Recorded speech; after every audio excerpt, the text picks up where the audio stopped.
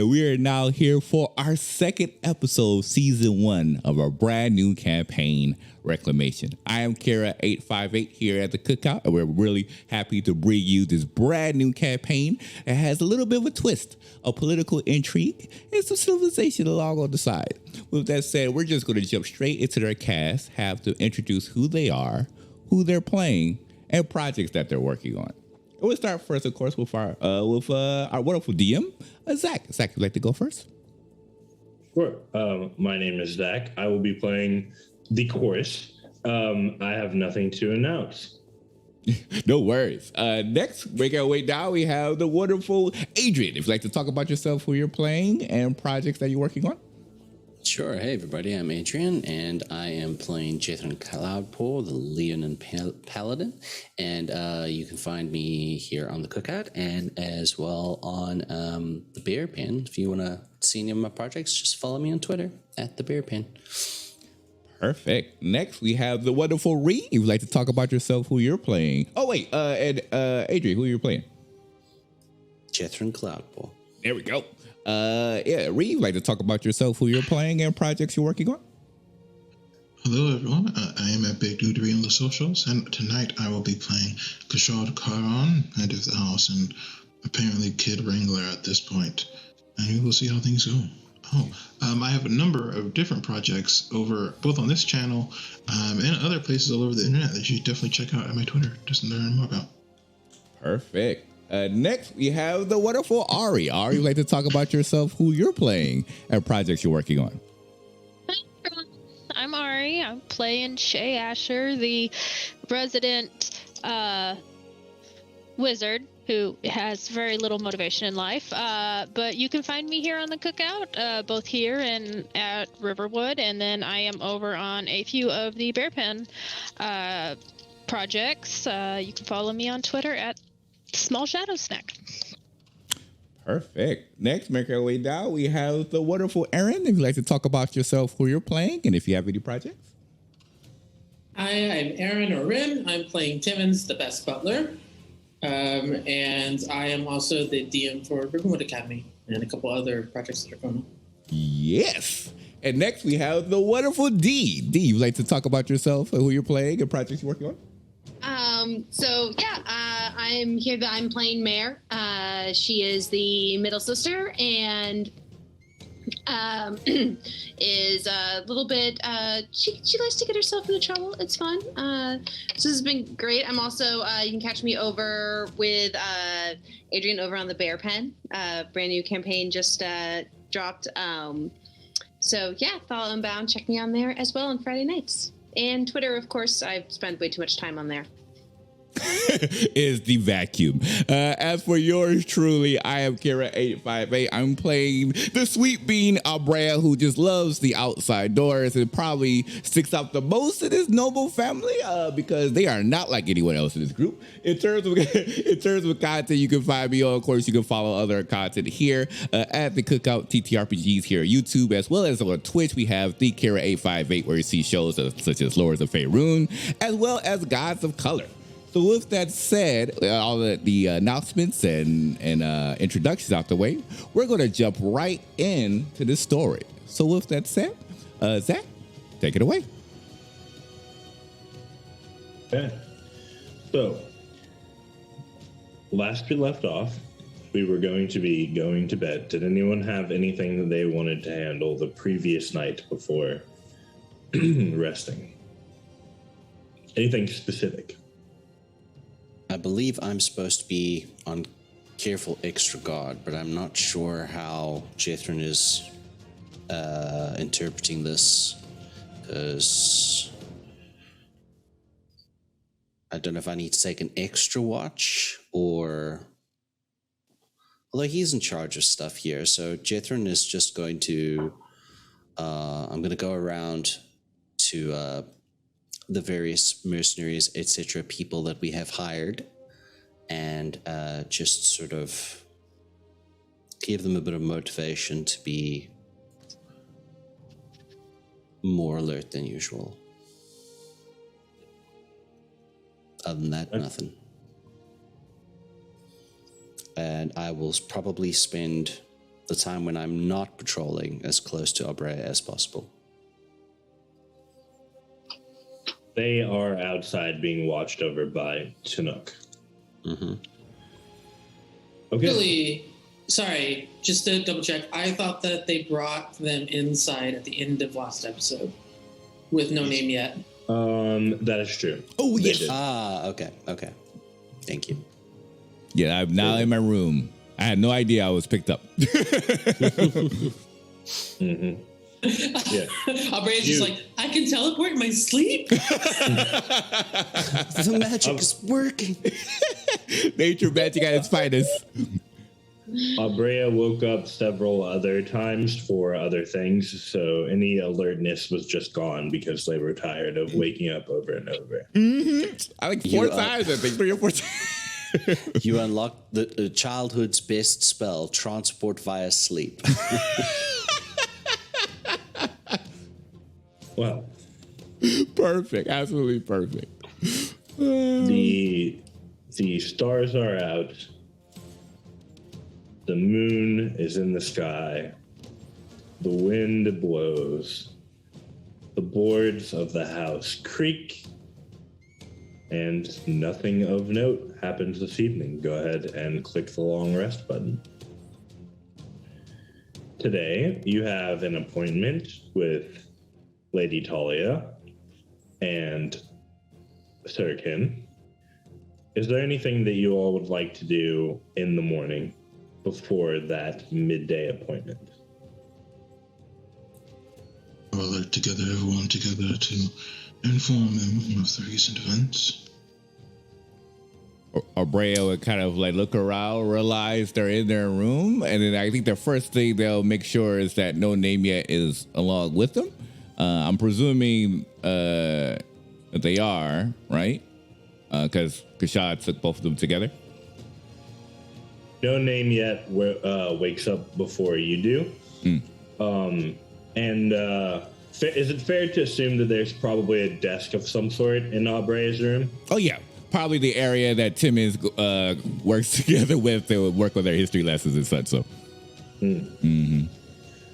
You're not sure exactly what No Name Yet is doing, but they seem to be gnashing their teeth against one of the legs of the desk when you awaken.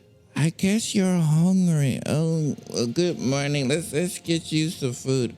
And they kind of like wipe the snot boogers that's always on. You know, when kids wake up, they always got those crumbs across their eyes and and stuff. So they kind of like move it all around and kind of like sleepwalk a little bit as they make their way down the stairs. I don't even think, because of how early it is, I don't think they're noticing if no name yet's following. They're kind of just like halfway walking at like a subconscious method, to the kitchen to see if Shay is cooking some food.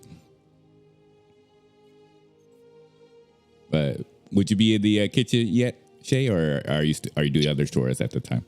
No, he's probably in the kitchen drinking a cup of coffee, like still trying to like wake up a little bit.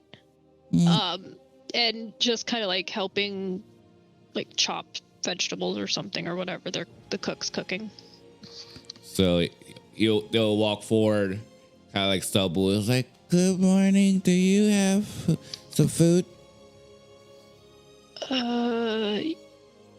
It's cooking. Why are you awake? You look tired. Oh, because no name yet was eating the desk, so I think they're hungry. Oh, hold on. He goes over and like chops up some chicken real quick and just like puts it in a bowl and hands it over. Thank you. And then they kind of like walk over, like they can't give a full hug because they're still too tired, so they'll just like lean their head against Shay's leg, like as a thank you. It's the softest one-armed hug because Shay is still drinking coffee. Yep.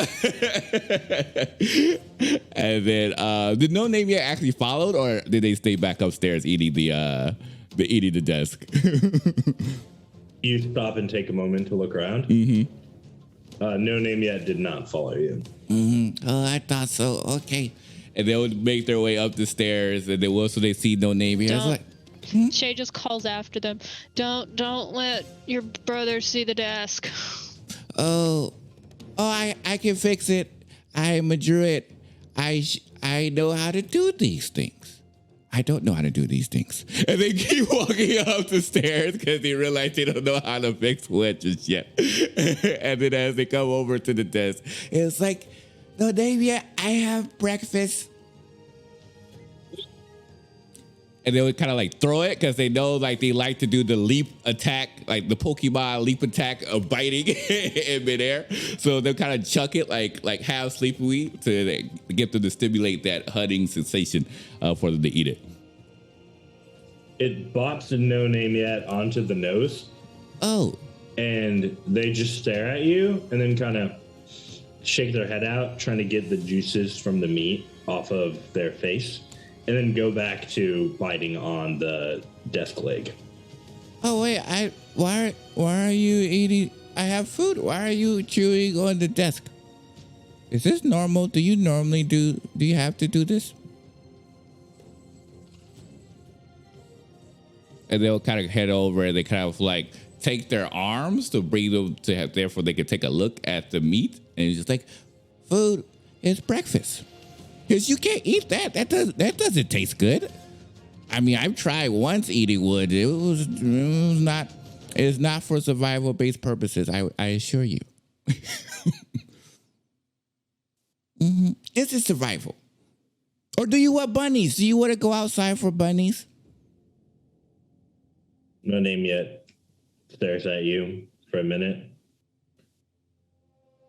And it just goes back to gnashing teeth on the they go back to gnashing teeth on the desk leg. Oh, well, maybe Druidcraft will fix this. And they just kind of like watch is just to make sure that they don't go too far into gnashing into the wood. And as long as they don't go too deep, they'll allow them to like chew it a bit like a chew toy. If it starts to look like it starts to break the integrity of the desk, then that's when they'll probably like pick them up and like carry them over to someplace else. Go ahead and make me a perception check. Okay. And a druid level check. So roll a d20 and then add your druid level. All right. Anyone else up to anything of note this morning? How early has Musk Shot called everybody? Because that's my first question. That depends on if Jethron is going to be doing something or not. First thing in the morning. First thing in the morning? Okay. Then no, Jethron is just awaiting his orders. So funny enough. Oh, sorry, go ahead. You all gather shortly after what's happening with No Name Yet and Abrea right now. Abrea, what did you get on those rolls? Funny enough, they both were 17s. Two drastically different numbers, but the way the modifiers added up with both 17s. Mm-hmm. So you are able to fix the damage that was done to the desk. And once No Name Yet has completed whatever they were trying to do. And when you go to do that, you're able to get a little bit closer inspection on what's actually, like what damage was actually done to the desk leg. And that's when you realize they were sharpening their teeth using the desk. Oh, we gotta get you a chew toy. What, a chew toy sharpen teeth? Mm-hmm. We'll find you something to sharpen your teeth. Cause we gotta meet the rest of the family. I think we have a meeting to attend. Are you ready? Yay! Right? You ready? Right. Okay. And then after that, they'll hurry up and run down the stairs a little bit. Now, I'm pretty soon it'll be like 15 minutes. They got a little bit more pep in their steps as you hear the little fecal pop, pop, pop, pop, pop, pop. As they, go ahead. With your passive perception, you do hear the small pitter-patter of tiny little raptor feet behind you. Perfect. But yeah, we'll meet with the rest of the group to see what this meeting is about. Assume that you all have gathered wherever Kashad has called you. I would like to cast See Invisibility. Okay. Do I see any invisibilities? Yes, go ahead and make me a wisdom saving throw. Son of a... That's an 8. I don't think I have anything that helps. You notice the sensor is over No Name Yet once again, kind of in the area of No Name Yet and Abrea. And this time, as you catch eye of the sensor, you feel the spell fade. It has been ended early by some effect attached to the sensor. Cool. And I believe last time we established that I didn't believe it was from us, like from normal people, right? That this was I think you rolled a high enough on Arcana to recognize that this wasn't any sort of normal spell effect. Right. Well, hello everyone. How are you this morning? Good morning. I'm hungry. Relatively well, Master Kashad. Did you get much sleep last night? I've obtained enough. Unfortunately, I do not call you here for good news. It appears that there are multiple interested parties who have taken it upon themselves to begin monitoring us. Is that how I teleported to my room? No, it is not. Oh. The first of these people, the most likely our most pressing issue, they seem to be someone, at least, of this world. I have ideas that it'll be one of our apparently numerous enemies, so you all need to be on your best behavior. Shay, have you gained the ability to see invisible things?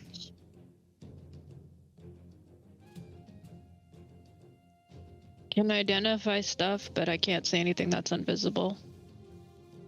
Then you all need to behave as if you are being monitored at all times. Avoid saying anything that would be problematic for the house or for yourselves, and do not go wandering about on your own. Understood. Wait, someone's trying to hurt us? Someone is watching us. People do not do that out of the goodness of their heart. So it's not a good thing. It is not. The second party appears to be primarily interested in your friend, Abrea. No name yet? Indeed. Oh, you're special. Well, I kind of knew you were special. Unfortunately, I believe that this being is not one of this world, nor is it one that you can afford to offend at the moment. You ought to treat this pet kindly and with respect at all times. Of course, Are there any questions? No name yet is family.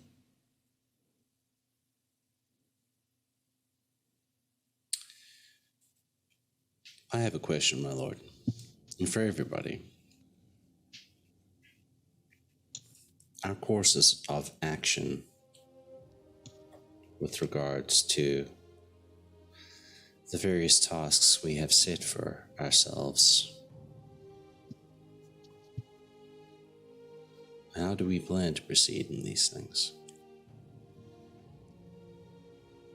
Yes, that is a difficult issue. Unfortunately, it appears that I will not be able to personally oversee both of these responsibilities.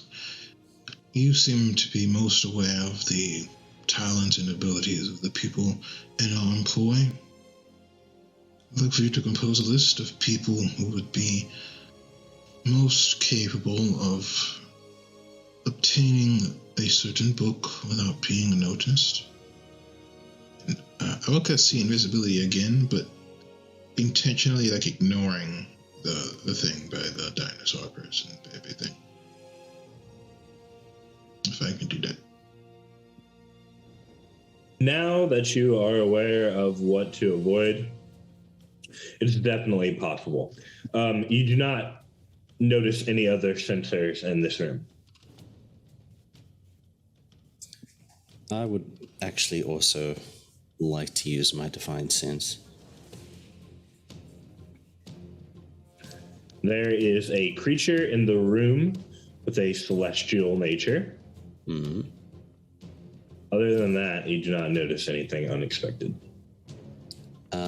Any feelings of good or evil around me?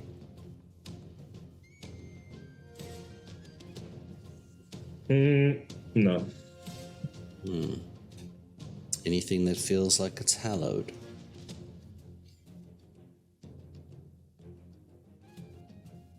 I do not believe so. All right.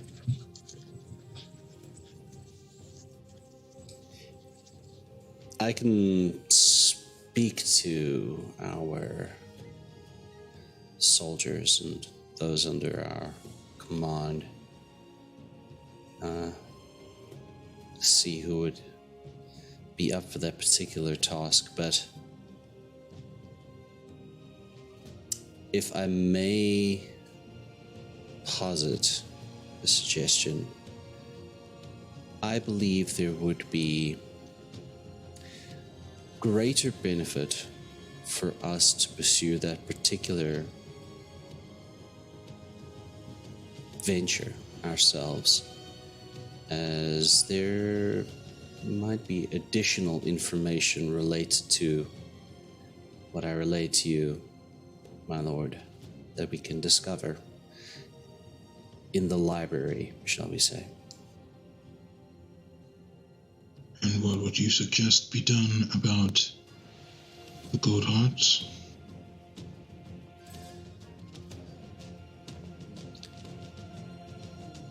Are we able to speak freely at this point in time, my lord? As freely as we can. I can guarantee that no one of our alignment is here, but I have no idea who is particularly interested in the pet. No name yet. Very good. My suggestion is to, for her own good, and for our own good, and for the country's good, kidnap Lady Goldheart and take her with us and hide her somewhere else. Wait, what? Wait, what? Huh? What happened? I am listening. At this point in time, can I make a perception check to see if there are any household servants or anyone else around in the area close to us?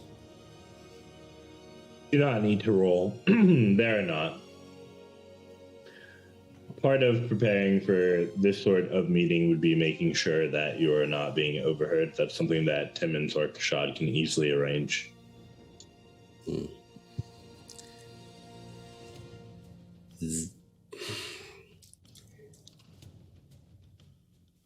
Master Brea, you are growing into a fine young person. Very intelligent and very caring. Thank you. Before I say what I'm about to say, I would like to ask you a question. If you feel in your capability that you are able to keep a promise, if it relates to this family, even if it means potentially not speaking of the promise to people that you hold in high regard. So you want me to keep a secret from people outside of the family? outside of the people that are in this direct room right now. Okay. And yes, that includes your mother, unfortunately. Oh.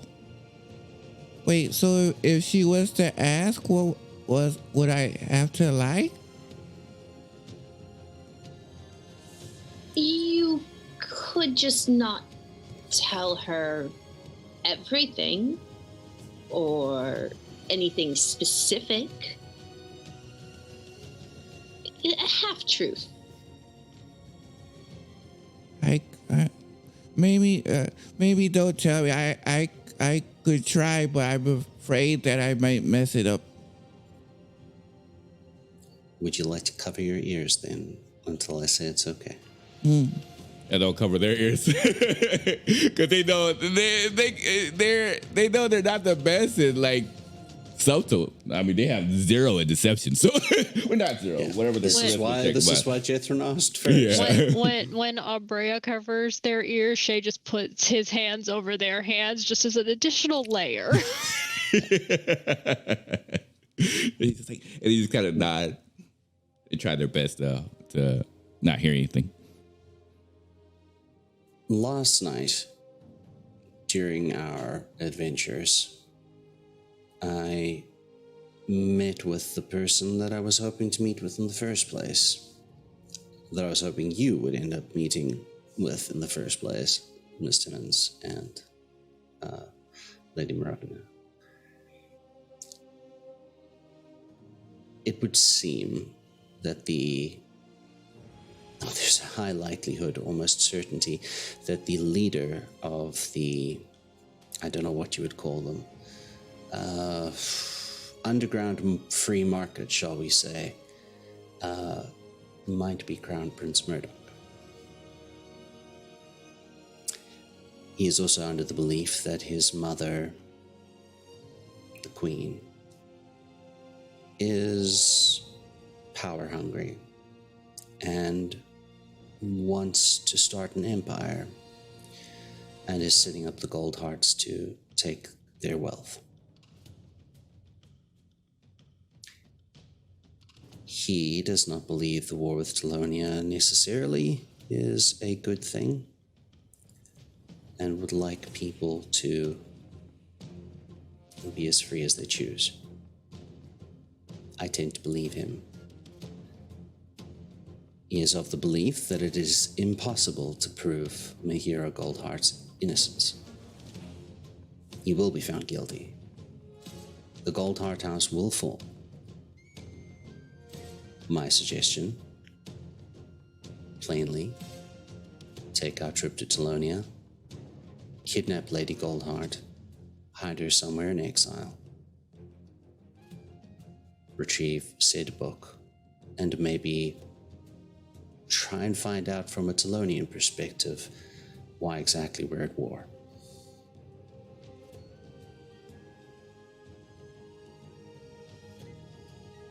I realize outside of this room, all of this is exceptionally treasonous sounding, but my duty is to the members of this household. And if the course that you all wish to proceed is to try and prove the Goldheart's innocent, and potentially keep your cousin Ian happy, I think this is the only way to do so.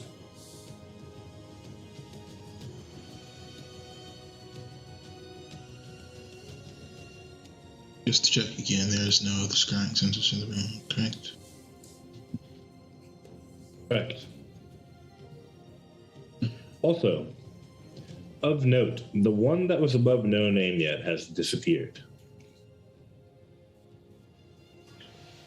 Strangely, after you had indicated that verbally that you all wanted to have a private conversation, even going so far as to keep it from the mother of the house, the sensor disappeared.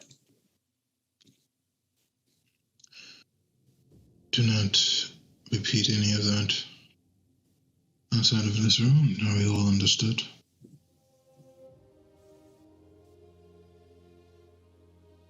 We will see what is going on to the best of our ability. However, be very aware that our actions could very well lead to renewed tensions in this war. So be very careful that is the path that you all wish to take. Hundreds of lives may be lost based on your actions today. Is there anyone who wishes to not travel to Telonia? Timmons looks visibly conflicted.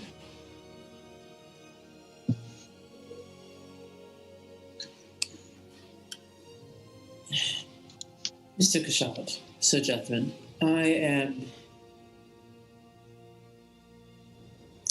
I'll be honest, I don't think I understood all of that. It's kind of a lot of moving parts at once and a little bit beyond my ken.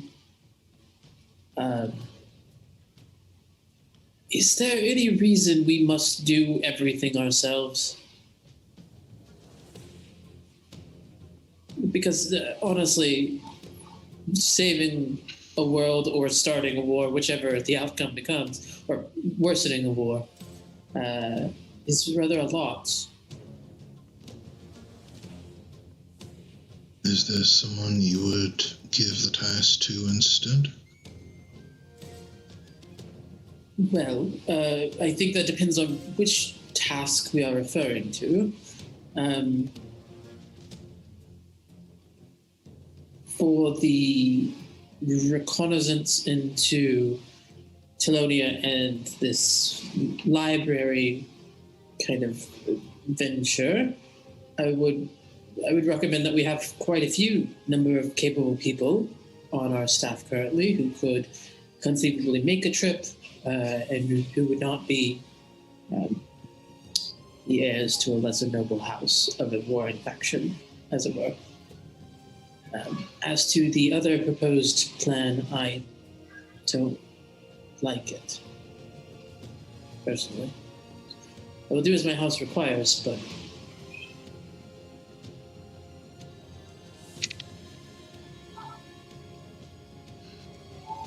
Impose me a list of people you think would be suitable for the task, and I will see if I wish to risk their lives for this.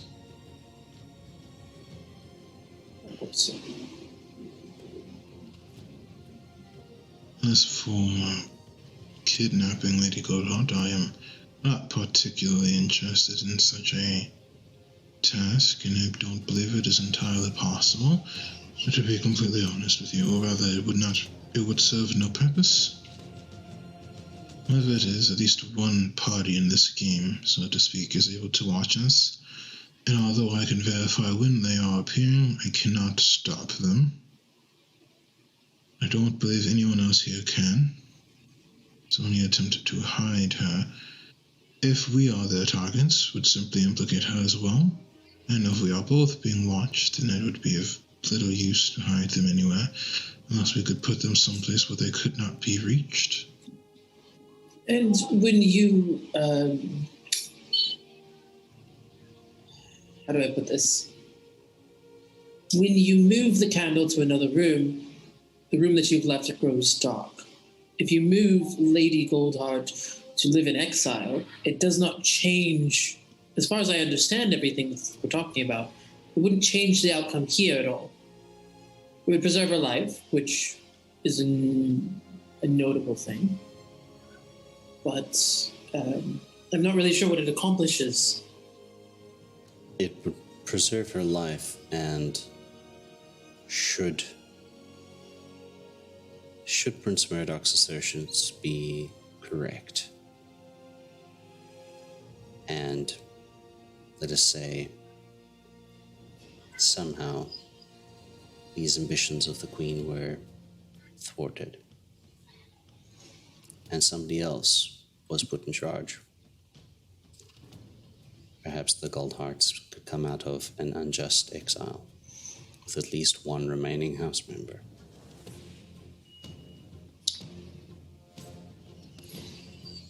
would it be better than to warn as many of them as possible and try to save more than just Lady Goldheart?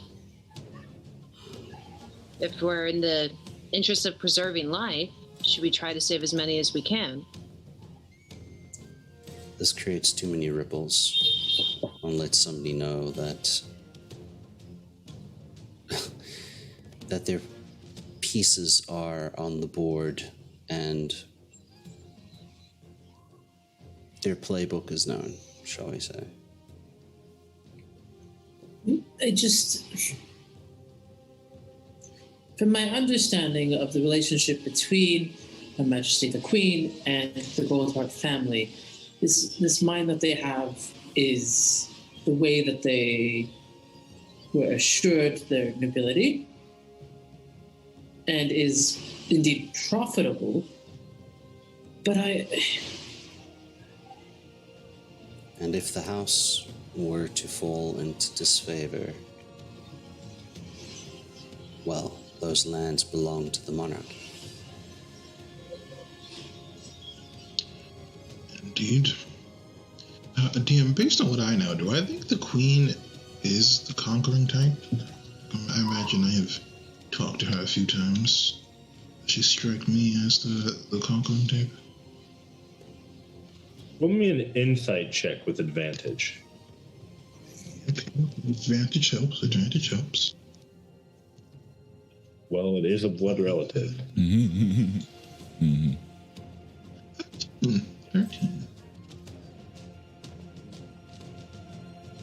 13? 13. It would be difficult to know for sure. Rulers have a tendency to try to keep their true opinions, their true machinations close to the chest. What you do know is that she inherited a throne that should not have been hers over a man who is now dead. You suspect that this could lead to some feelings that perhaps her place is unearned, and you can see a rationale for how that might lead someone into wanting to develop some sort of legacy that they establish on their own. It's hard to say for sure, but you can formulate in your head how she might have arrived there. And if I recall correctly, the Goldhearts were hiding the fact that they had this special mine, right? Correct. Well, first of all, it is plausible that the Queen is seeking to cement her control. I cannot claim to know her heart or anything of that nature, but it would be believable. Suppose the first question we need to decide is, should that be the case, whose side will we be on? The Queen is still our blood. To be honest, is the game of war and conquest is never a pleasant one. I will permit you all to speak freely about this for now, but I will not handle disrespect to the crown, so watch your words carefully.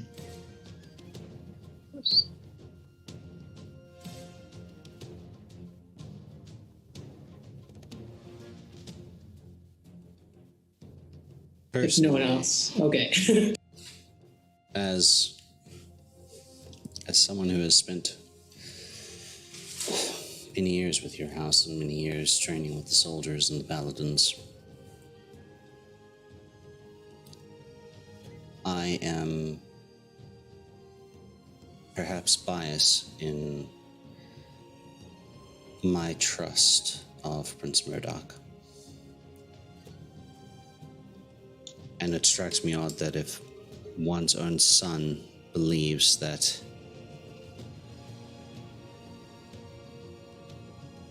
what you're doing is unjust, then something must be wrong. I raised the idea about reservations that I've had of my own, of the Archmage. That perhaps, if what the Prince believes is true, perhaps the Queen is being controlled by the Mage. I don't know.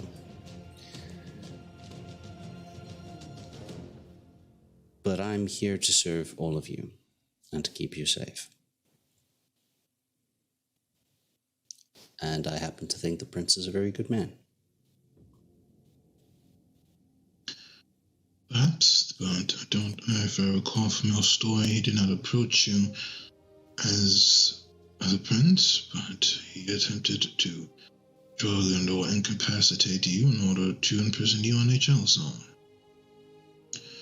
That's a slight both against you and against our house, regardless of who it came from. I kind of considered it a little bit of a compliment, to be honest. They had to resort to that to get me down, but I understand your meaning, my lord. Anyone else? To add to that, you're saying that you believe that the Crown Prince made an attempt on Marvena's life and my own, and or the son of the general.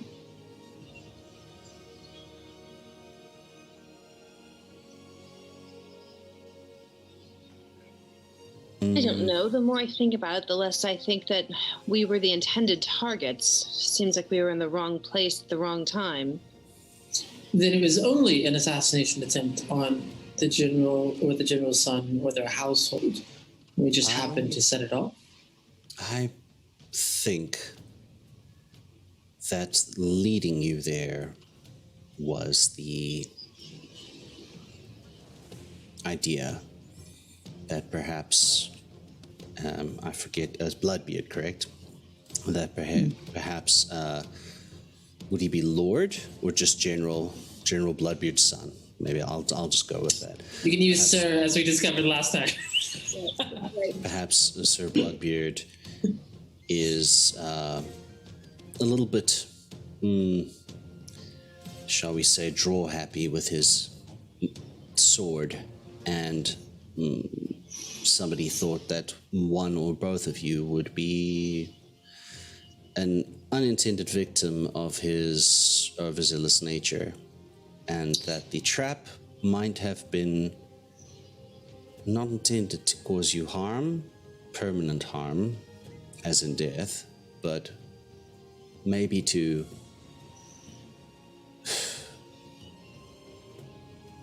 stop more harm, if that makes sense. With all due respect, I saw what was left of my sister's injuries, and regardless of their intent, they were hardly meant to be harmless.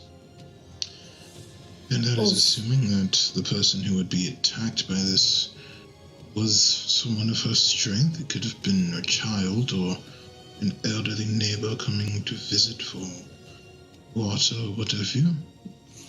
It's hardly something that shows that they care for the common people. Also, I would argue against that characterization of Sir Bloodbeard, given that his door did explode, and rather than immediately attacking us as I would have done if our door exploded, he invited us in for tea and a healing potion, and had a nice, lovely discussion about why it was that he believed somebody was trying to kill us. Not exactly a quick to the draw on that one.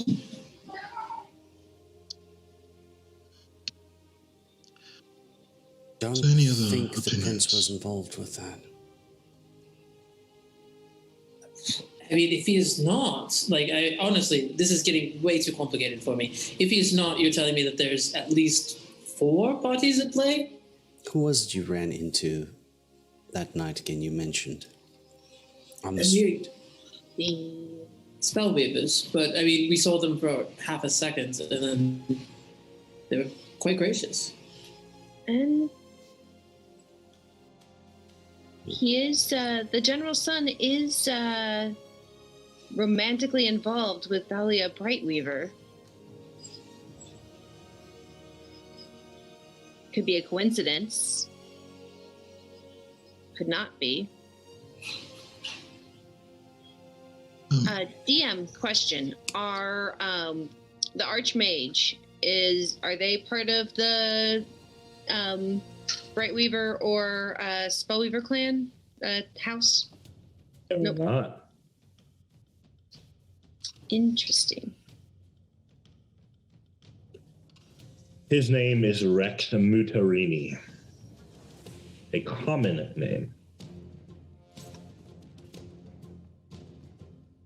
I believe earlier in our story, towards the very beginning, I spoke with the queen using my unique abilities. Did I feel anything was weird about her mind at the time?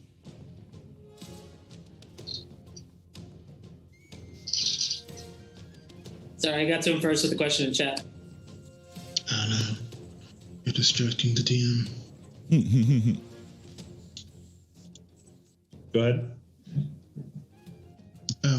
Earlier I believe that I had spoken with the queen using my abilities.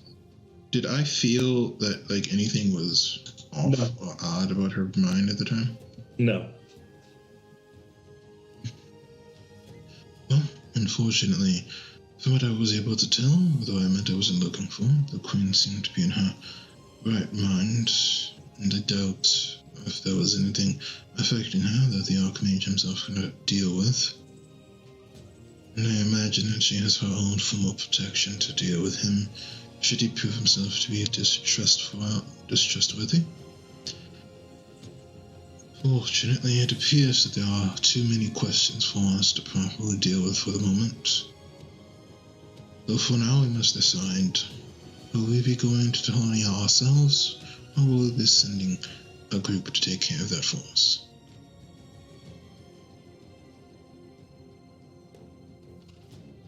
If we do not go, then what will we be doing?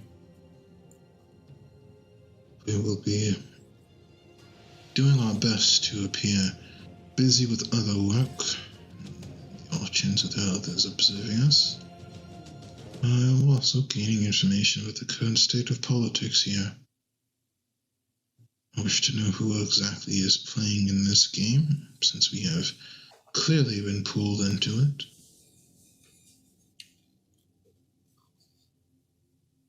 I would normally not be so bold as to directly disagree. I think that we should, where we can, intervene in the Gold Hearts situation, given our beliefs in Mihiro Goldheart's innocence. And, like, you can tell, like, Tibbetts is having to think things through, like, piece together word by word, because all of this is very, very complicated. I do not think that anyone should be kidnapping someone. And I am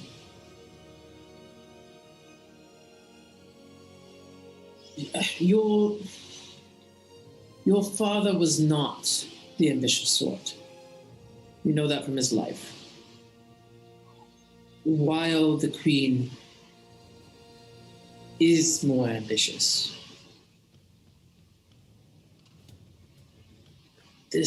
something is not right here. I mean, ambition in and of itself is not a negative characteristic, and I am concerned. I honestly think we are being manipulated, and there's just so much happening. I can't tell to what end.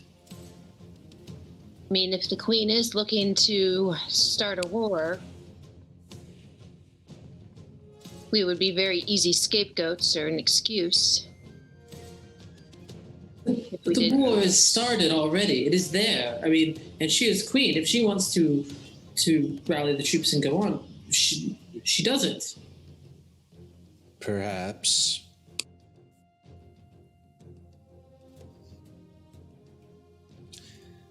Understand that I say this with a lot of reservation and hope that this is not the case. Perhaps the reason for House Chiron's involvement is that the Queen might want to make sure that someone is around to receive the lands and title or goods of the Gold Hearts once they're disposed of. Such a thing is theoretically possible. Although I believe it is more likely that we all intended to increase hostilities. I still find it odd that the young prince wants a book. And not some sort of tome from the Archmage, but one from our enemy. And though our power is formidable, I doubt we are the kingdom's only infiltrators. Yet he asks us to deal with it. It's much more likely that we are intended to be caught and used as a reason for a war. Well, the Queen prefers us is no secret. If I could dream up one more situation.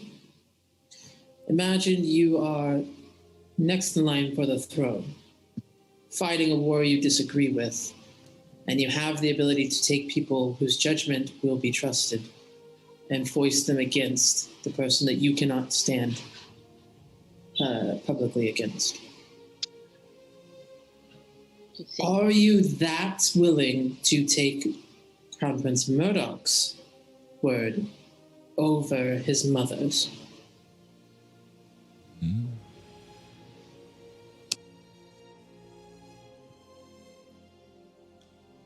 Correct me if I'm wrong here. DM, correct me if I'm wrong. Jethrin has never fought alongside the Queen.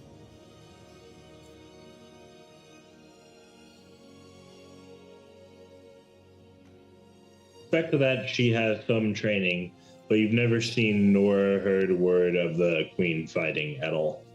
But I imagine he has fought alongside or with the Prince.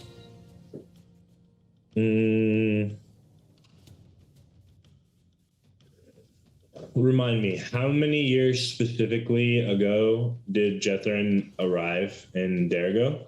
24. Oh yeah, that's long. You were there for the first. Well, not the first, obviously. You were there for the previous war. So, yeah, I would say it's likely that you probably fought. At least as a squire. Probably you fought as a squire in that war when you were younger. Brea will kind of look over to Shay and the others and says, should I just go to my room? I can kind of read lips. I'm trying hard not to read lips, and so this is really hard not to try to avoid what's being said. Can I go to my room? No. Well, stay here? But I can't hear anything. Yes. Okay. It is fine. Okay. Would you say that Abrea looks a bit uncomfortable at the moment? Mm-hmm. Given what's going on? Mm-hmm. Okay. You watch as No Name Yet goes over and crosses underneath your legs, sneaking through in between them, stands directly in front of you, and gets into a defensive posture. He looks like he's like a bit confused, but looking around at stuff. Mm-hmm. Yeah, they kind of like look down and like kind of like rustle against their head, and but yeah, they're kind of like trying to put as much attention as possible on No Name Yet because they're like, oh, they can't do it because their hands are covered. So yeah, they'll just look down and just smile and just try to keep an eye out on No Name Yet to kind of like help distract their attention because when they look up again, they have a passive 17 perception. So they look up, they see words, they're like, nope. And then they go right back down. So they're just trying to keep their eyes away from. I smile and I look at everyone assembled and I say, I have fought alongside the prince in wars. I have not done so with the queen. Just frankly, yes, I do trust him more than the queen, just by sheer proxy of having spent more time with him. That's not to say anything against the queen. I just have not spent as much time with her. However, I believe Monsieur Brea is becoming quite uncomfortable. Might I have permission to take a walk with Brea? Perhaps we can spend some time with the wargs and I can speak to the soldiers and compile this list that you would like, my lord. So you're being watched. All right.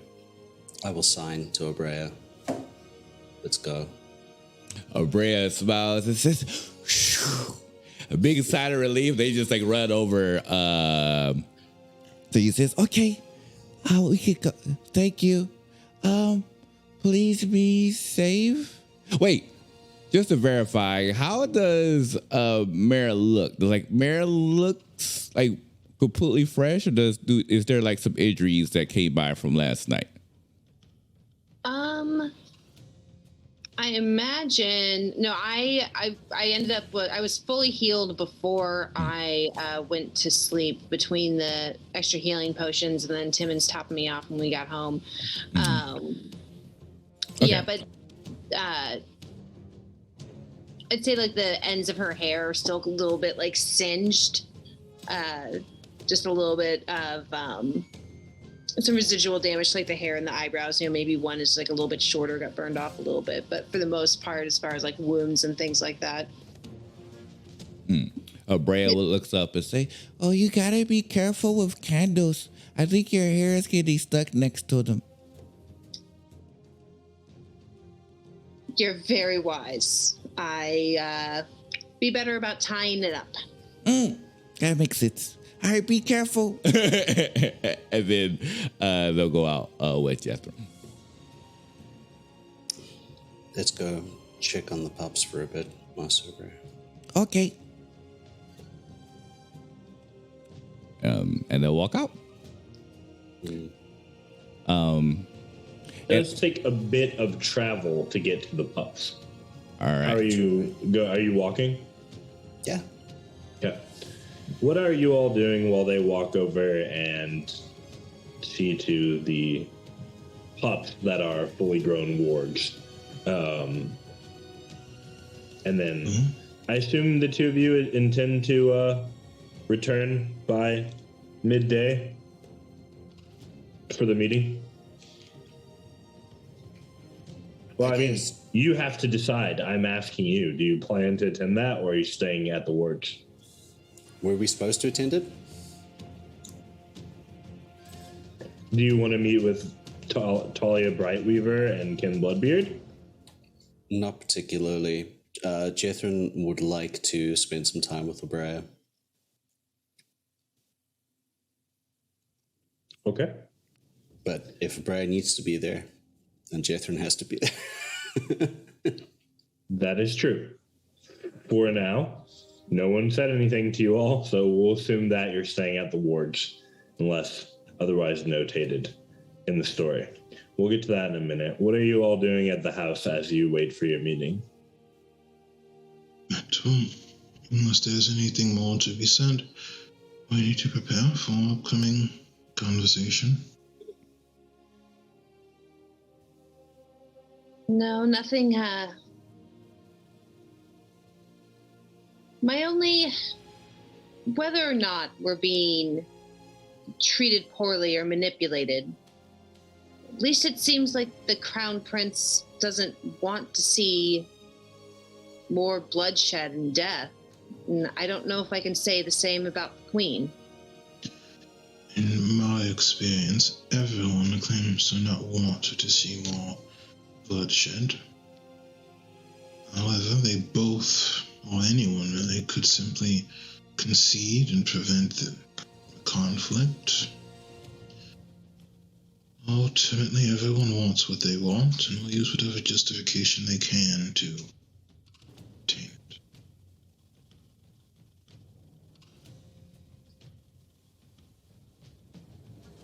True.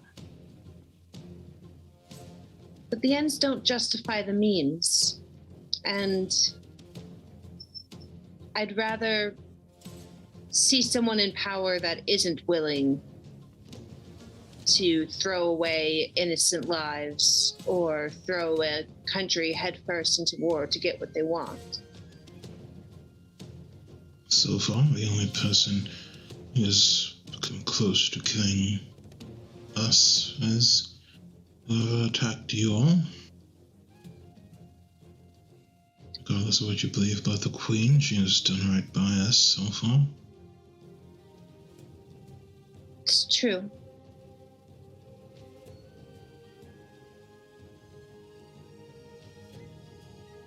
Just concerned. Like Timmons was saying, there's a lot of moving pieces. We don't know what anyone's real motivations are, what they want, or what they're willing to do to get it. No, we do not. Well, for now, we must focus on the task in front of us. Once we've completed our talk with the lady, we will make our decision on how to proceed further.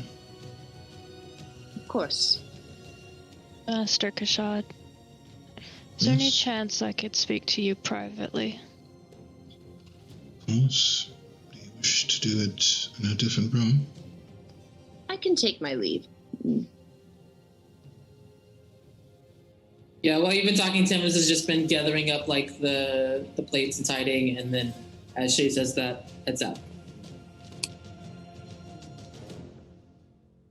I will use my mental speak powers, so I don't have to keep constantly casting seeing invisibility over and over again.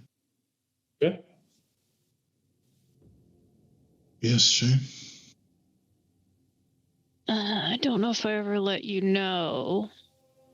He's gonna reach to where he keeps his spell book, but pull out the one that he stole at the camp. I Also never keep figured. that one on your person. Oh yes, he's not leaving it alone. Good to know. I don't know who it belongs to, but I picked it up when we went to give the potion to the prince. Could belong to our mysterious red-haired friend. It could not. But we never figured out who he was. Is there anything inside of it that may identify its owner? Nothing I could see. I mean, I studied it, but we don't often write our names in it. Is there any useful magic inside of it? The spells he got during that time, were those from the book? Hey? I asked you, Zach. Yes. The list of spells that was from that book, right? Correct. Yeah, he'll list off the spells. Off the top of my head, I can't remember what they were. Is there anything odd about them to me? Like, I don't know, I imagine there isn't like a sign thing, but is it like lots of assassinate spells, you know what I mean? This is a book of the devil. A person. Yes, it's I mean, summoning devils. Charm person, alarm, suggestion, and spider climb are all present, which would, I guess, in theory, all be spells that fit the general mold of your question. Mm-hmm. So Sounds there is no stars. assassination spell that's a dead giveaway, but Done it. Is there like anything special about the way they write it? Is it like, is there anything interesting about the book itself? Is it like bound in the leather from a wild beast? it is interesting. Make me an investigation check. making all the intelligence rolls, you guys. I don't have an intelligence character anymore. Why are you asking for information that requires making rolls? Smart. I have the smart questions, but I do not have the smart character anymore. An 18. An 18 is very good, so you'll get the basic and some moderate levels of information as well.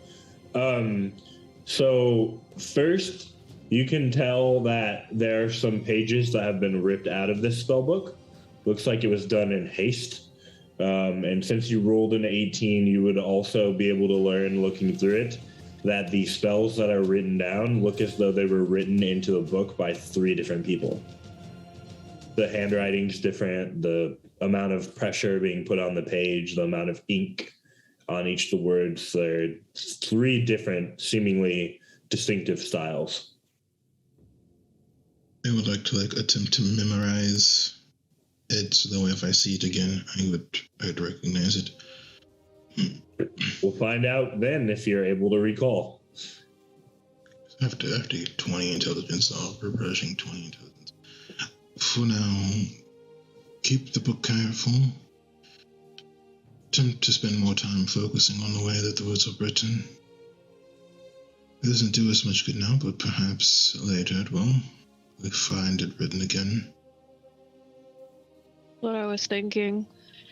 I took a couple out of here because they seem useful. Well, yes. Take as much as you can. We will be stronger with you operating at peak condition. I will need the use of effective magic soon, I imagine. Understood. I just thought I should let you know. Because I don't follow all this political stuff, but it's really hard to tell anybody's motives. As long as that is fine. For now, just focus on improving your skill set. It will be needed before long, I imagine.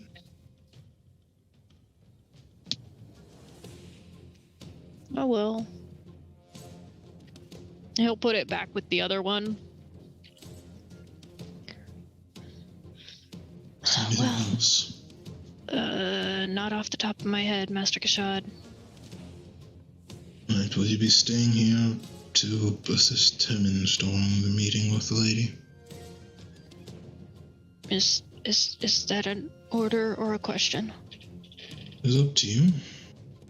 You may notice something useful, but I will not force you to stay. I mean, yeah, I guess I will. Alright, prepare yourself. Should be here soon. I can do. And DM, I will to right before they get there, I would like to have detect magic casted. Not detect magic, detect thoughts casted. Okay. And see invisibility. Okay. When are you casting these? Before they arrive. So we could do a right before they get here and then do it, or however you want to do that. But I want the duration to basically start when the meeting starts, basically. So I'll assume that you cast them when a servant informs you that they're waiting for you. Yeah. Downstairs. Okay. All right. Anyone else in the house want to do anything aside from leisure activity before the meeting? So can I check on my goblins really quick and make sure that they're okay? Sure. Greta seems to be knitting at the moment. It looks to be some kind of clothing for Reggie. I give her a little wave and in bad goblin and hello, I once for you knowing the people come, but with a smile on my face. Takes her a second to process it, but she nods and then responds in Goblin. very awkwardly, we be here. You realize that she's trying to mimic the same speech pattern as you in hopes that you actually understand it, which you managed to. Okay. I give her a little nod, and I'll ask if she knows where Reggie is.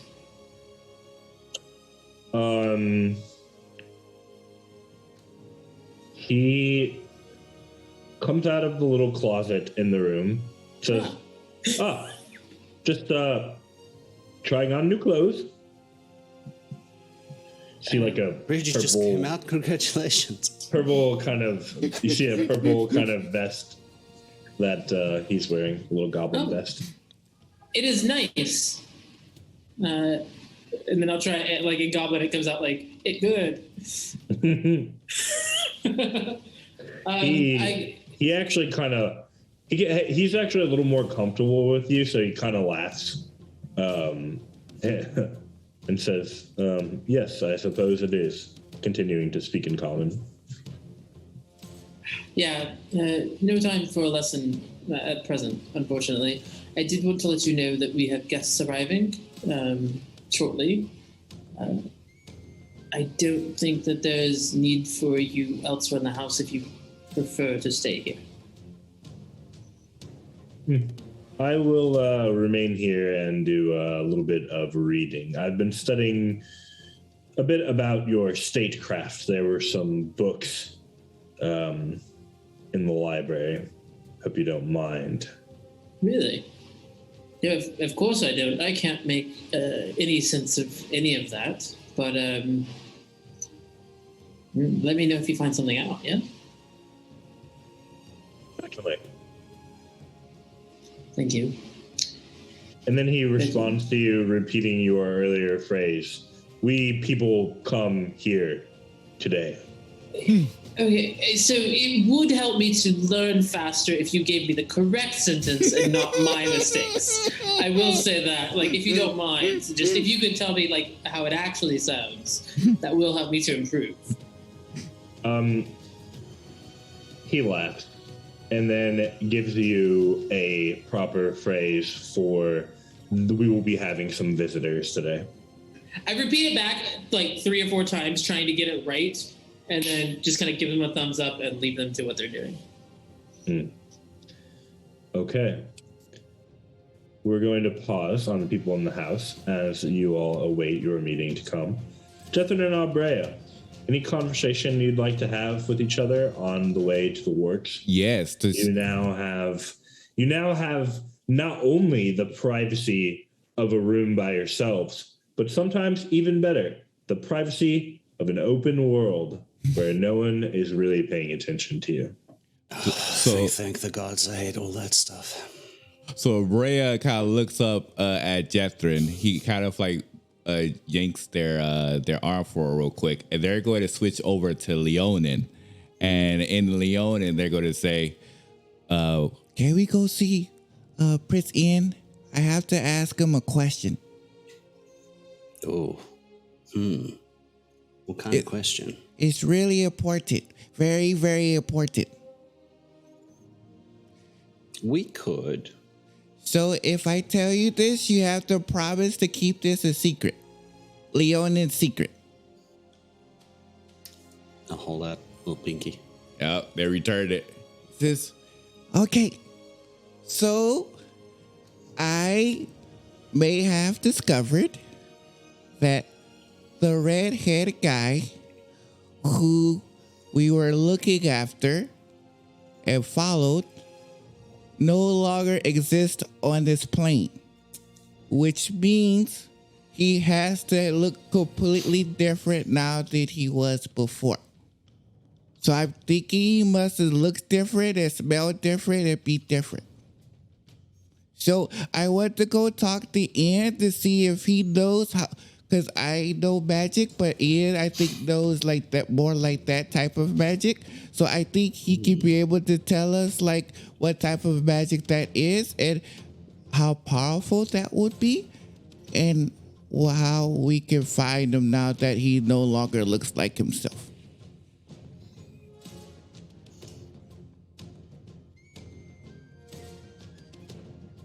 I think that could be a good idea. See, I'm smart. They don't trust me because I'm a kid, but I know how to do things. You do know how to do things. Ian is your cousin, and I think you can be a good influence on him. Thank you. But before we do that, would you like to go and see if Sasha and Misha would like to give you a ride today? Sure. Let's go give it a try. All right. Yeah, so they're headed over. It's just, so we gotta keep it a secret. We are detectives on the case. Yes, we are. Okay. And they'll head over to the work section. Who is on fence duty today? Will you be assisting Abrea in trying to ride? Well, Obrea will be assisting me, and I will be assisting him, in that Obrea can speak with animals. And we have the thingies. So yes, we'll help each other. Combined effort. Talk to me more about this process. What are you actually doing? Well, you had said that Misha, the female, seems a bit more receptive to the occasional, ride or whatever than Sasha does at the moment. Like, he's okay. Basically, hopefully Obrea can cast speak to animals if they have the spell slots. And we can see if Misha will give him a little ride. Give them a ride. So your intention is to first have Abrea speak with Misha directly using Speak with Animals. With me there as well, obviously, and with the thingies. Did we get the new ones? Have they finished yet, or they're still coming? The extras that I ordered. It's been a day? I'm not sure. I think probably maybe a day, maybe two. They're not ready today. Okay. You'd suspect probably tomorrow. So whoever's staying outside the fence, whoever has another one, I will borrow one of theirs. Okay. All right. Well, would you like to... Right now, Sladewing is the only person present, so you borrow his. Thank you, Elon. Remind me to have a word with you later. Actually, I'll need to gather everyone later, although maybe... actually, maybe not you. I guess you're kind of... This is weird, right? You're kind of working for me, but you're not. I mean, I've paid you. I've never had to do that in my life. That's besides the point. Are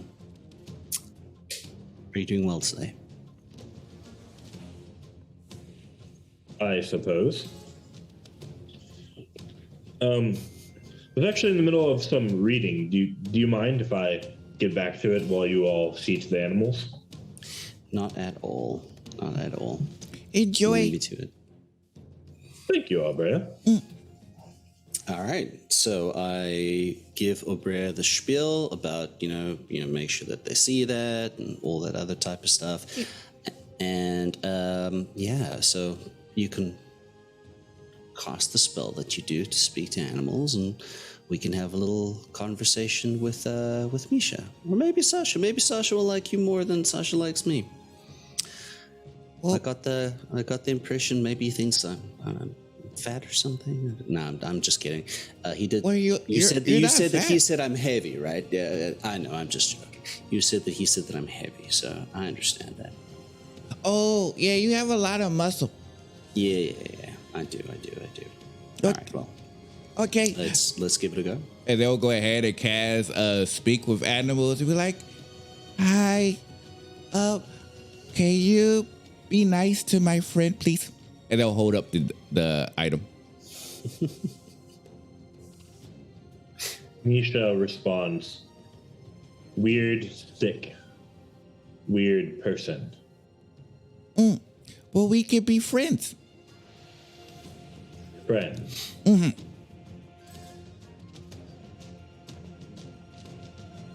Yes. Make an animal handling check. Okay. That's definitely a strong suit. Does do they get advantage because I'm also there?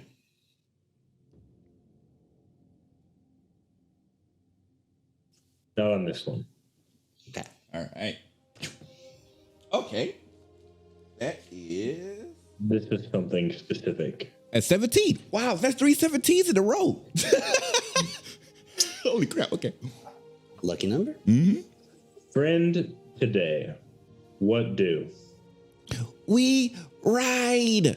And then they'll kind of like go back forward to see if they start moving, if they start following suit. Try to get them used to riding with Jethro on the back. Are we both getting on one? Oh no, I'm in front of her, in front of Misha. Oh, I wanted to get you to have a ride. Oh, okay. In that case, But like, Jethrin is happy to ride. I mean, whatever you'd like to do is fine. okay. Okay. I'll go ahead and get on your back. Okay, and then we ride, and then they're gonna try to like hop on, like wee, and see if. Gently. Okay. I make sure that I have the thing in front of me. Yes.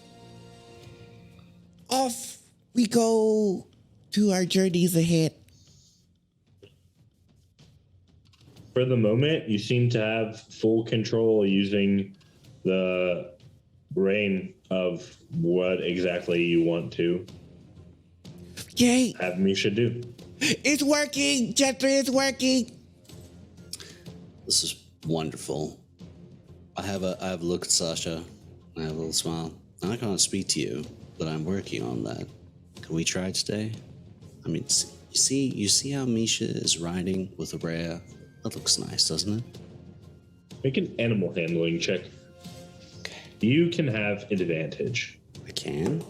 Yeah. I don't need it because that's a natural 20 with 26. Aubrey is actively riding their partner already. Yeah. 26. You also seem to have full command of the warg for the moment. We'll have a little jaunt around the thing, around the enclosure. Wow, you are so cool. You're so strong. Look at those muscles. How are you eat a lot. You must eat a lot.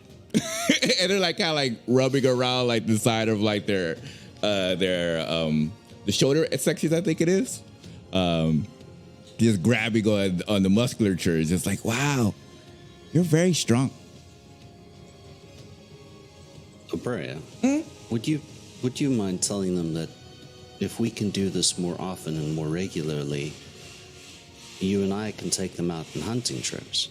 Oh, and if we do, and they'll go down and say, if we do this more often, we could go on hunting trips. Would you like to go on hunting trips and eat food?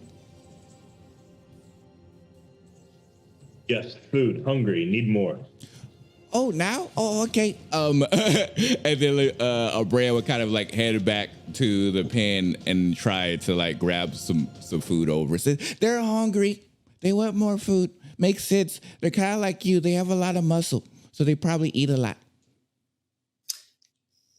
That they do. That they do. Well, we'll give them some of the meat. Yeah. Okay. And then they'll come over and just grab some of the raw meat. I'm guessing that's on the side, and I then think we've cured it or something. Oh right? yeah, that's true. Yeah, we cured it. Yeah. And give them for them to chow one. They begin to happily eat. Perfect. That was such a success. High five. High five. Oh, All right. okay, I would just want to check one thing real quick because I remember Kashad said we have to be very careful. And they're going to use Roll me perception check. Oh, perception check. Okay. Both of us? Or Both just of you. Okay. Wow, that was a 19 on the die, so that's going to be a Oh, that's pretty good. 19 Although plus I 7. don't know what my 26. perception modifier is. Oh, yeah, that's pretty good. 18. You both hear what sounds like horse approaching. As you're kind of absorbed in the task. Abrea, you can even pick up before you look that it's not a normal horse. It's the hooves clattering against the ground are louder as it hits paved stone that you hear on the way out to off of the road and onto the farmland where you guys have actually built this pen. It is some sort of destrier or war horse that's been bred specifically. Oh, that's a strong stallion. Do you all look as you hear this approach? Yeah. Take a look. You sure to see wearing full armor on the back of what you assume is his personal war horse, Kurt Spiderglade, bodyguard to the prince. Oh, hi, Kurt. That makes sense why your horse is so strong. He stops the horse about 30 yards away from the pen so as not to get too close to the wards, and then calls out, "Hello, Abrea. Sir Jethrin, you are a difficult man to find." Sir Spiderglade, you look good riding a horse. That I do. But it isn't my best look. Debatable, but how can we help you today, Kurt? Draw your sword. Well, I don't necessarily have a sword, but I have my standard weapon, my good sir.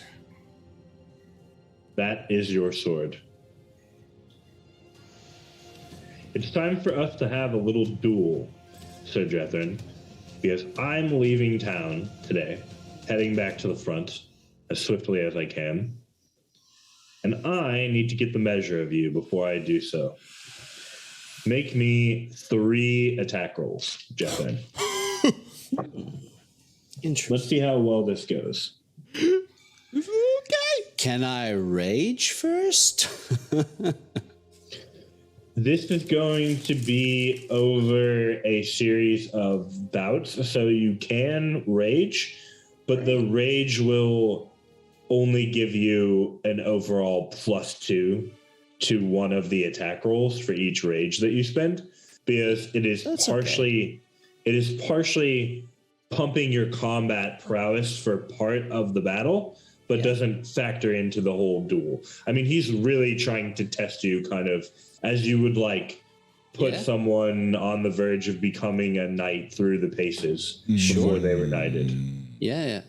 So the first one would be 27 to hit. 28. Okay, well. You clash swords with him and seem to...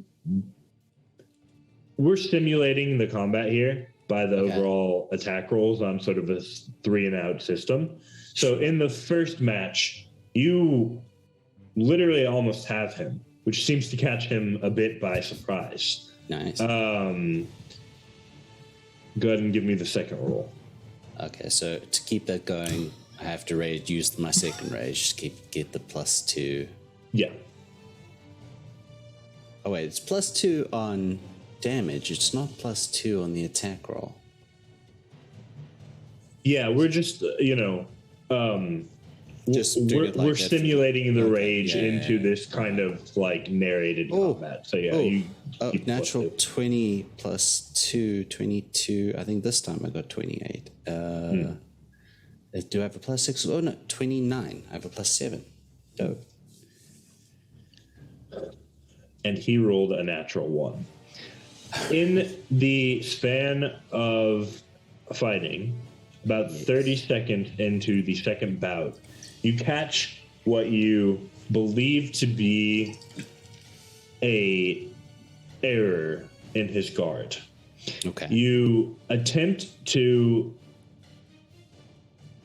make use of this dropped guard and realize that it was a feint. He was trying to draw you into that particular position in his guard.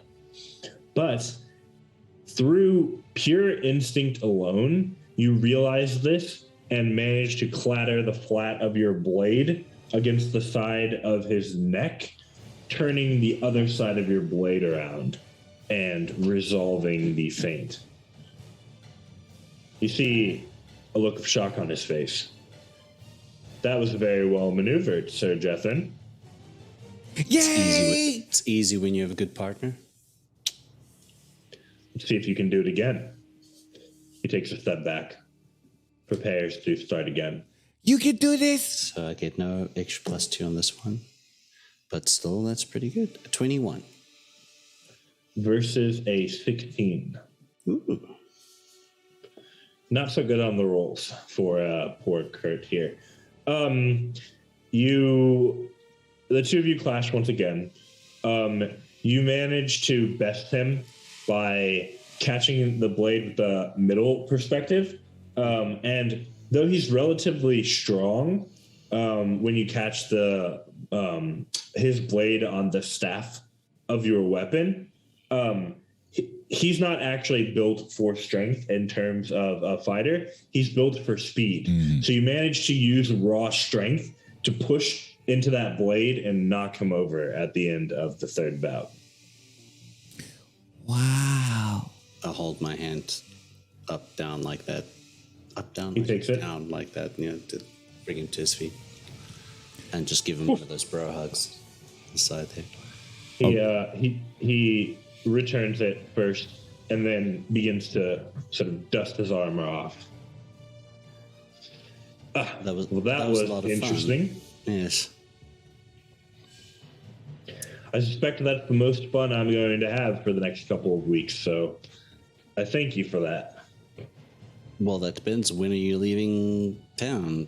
Like right now or tonight or tomorrow morning or? In about 4 hours.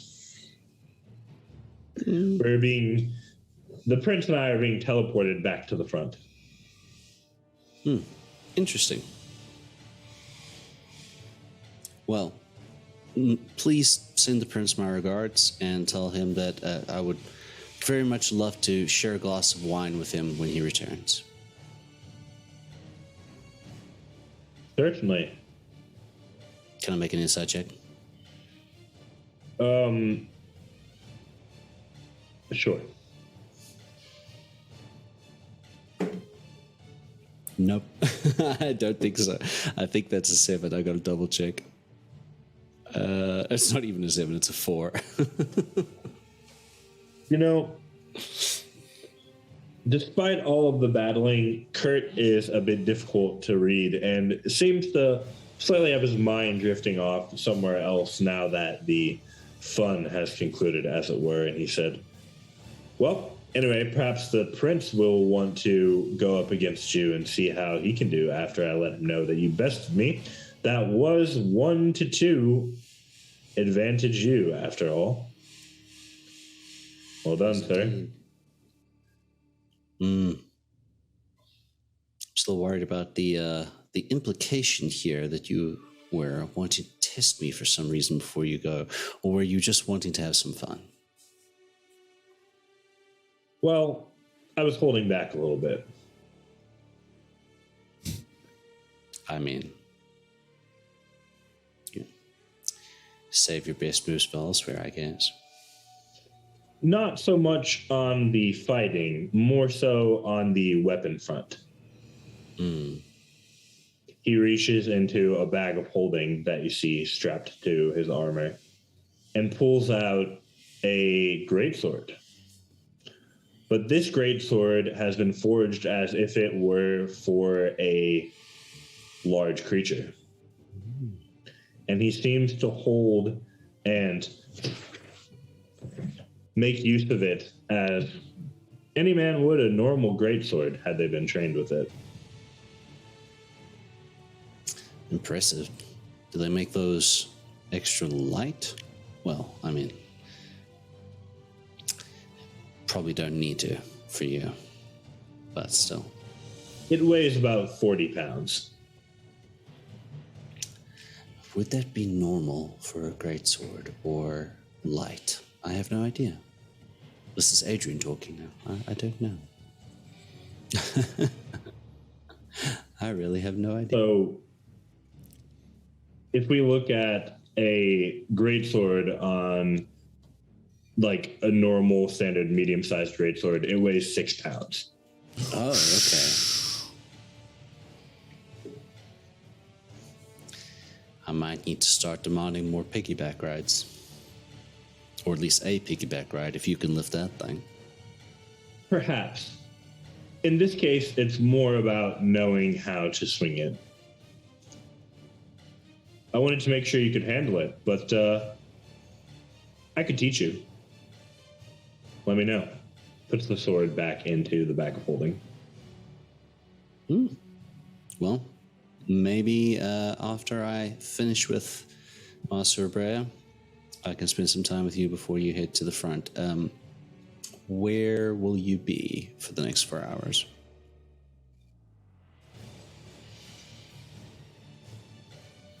Testing the newest incoming crop of future Mage Knights of the Kingdom. Ah, all right. So likely we won't be too far from where you might be. I'll be at the castle on the training grounds. All right. Well, we might see you afterwards then. You were about to head over there. All right, we'll see you soon. So you will. Make sure to remind the prince I'm a glass of wine. Yes, Sir Jethrin. You're a Leonin. And wait, so we could get piggyback rides when we're wine. adults? Do you want a piggyback ride? Well, yeah, I thought I was too old to get piggyback rides. But... okay. As you two are talking, he mounts the warhorse and leaves. Can I ask a favor? While we're doing this, can you run really fast? I want to check something. Can I run really fast? Yes, I run really fast. And while Jethro is running, they're going to use a spell slot. And for 1 minute, they're casting Primeval Awareness. So within 1 mile, they could be able to detect aberrations, celestials, dragons, elementals, fiends, fanes, and undead. So this is what they meant. The wargs are in the pen. Yes, we left the wargs back at home. Well, it doesn't tell me the location or the number. They just tell me that they exist. And this is Abrea's idea of being careful, like Kashad said. Nice. There is celestial presence within 1 mile. And there also is the presence of an aberration within 1 mile. Cool. Why would an aberration be here? Okay. Keep running. Let's see if there's any more. What did you just say, Abrea? This cartoon. Yeah. Put on the brakes. What did you say, Abrea? Oh, there's a aberration within 1 mile from here. A what now? Aberration?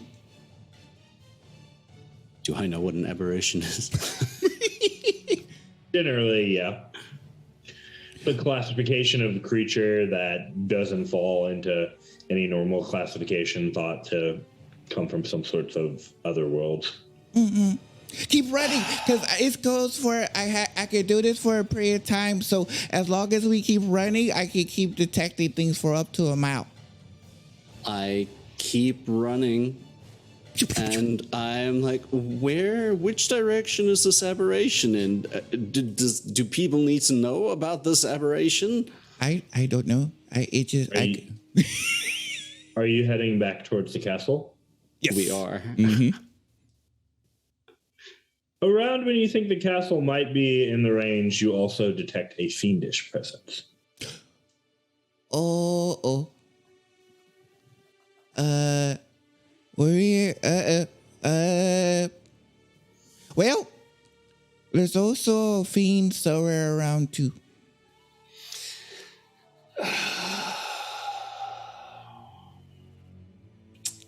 Of course there is. Mm.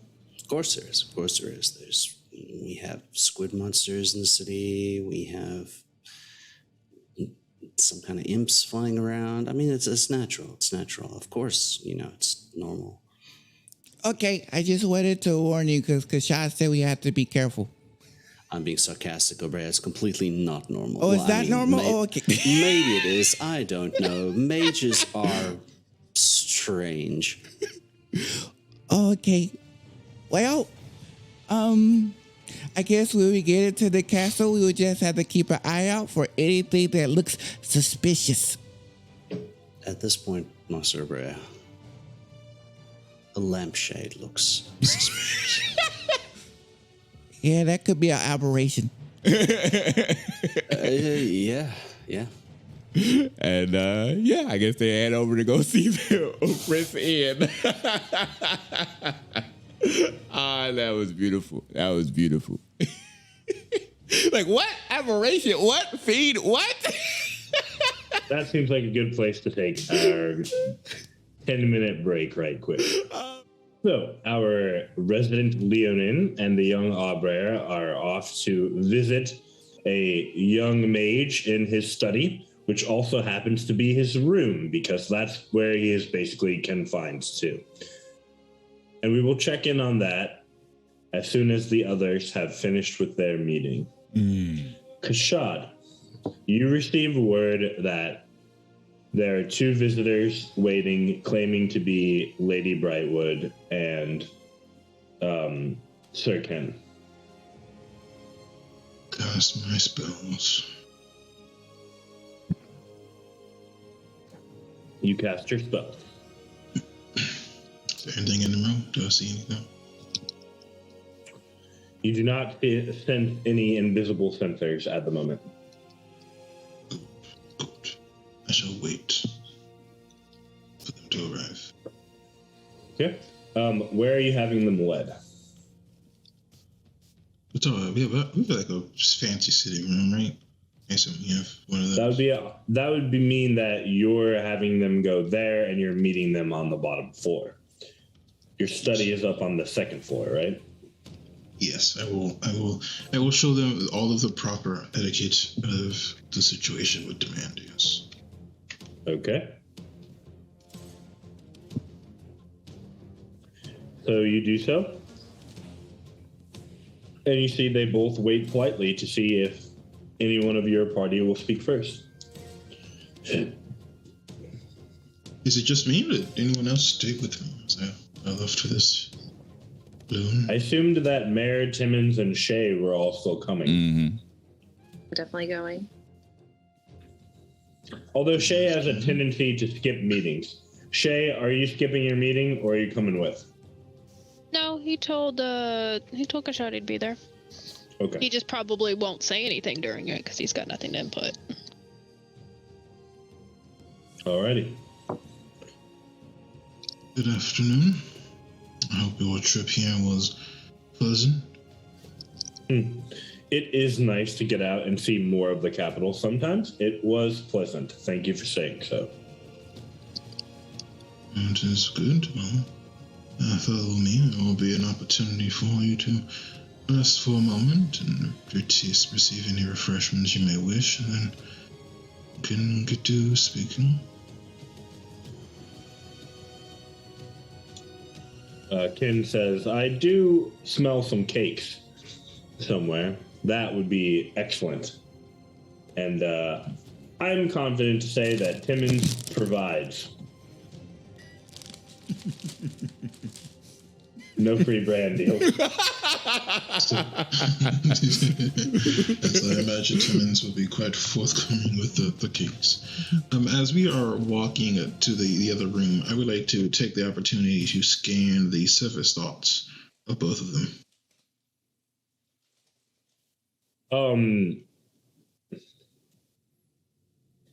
You are unable to do so for either of them.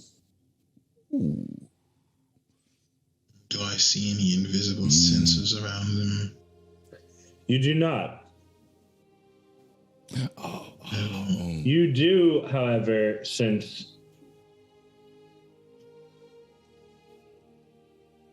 How do I say this without giving anything away? Just give it all away. It's fine. The level of jewelry that they're wearing is pretty clear. And given the people who are coming, you sense that it's likely that at least some of it is not for adornment purposes. Lady Talia in particular is kind of decked out. Okay. So then I guess you will leave them to sit. And fellow peoples here, out of character, was there somebody specific I wanted to ask them before this?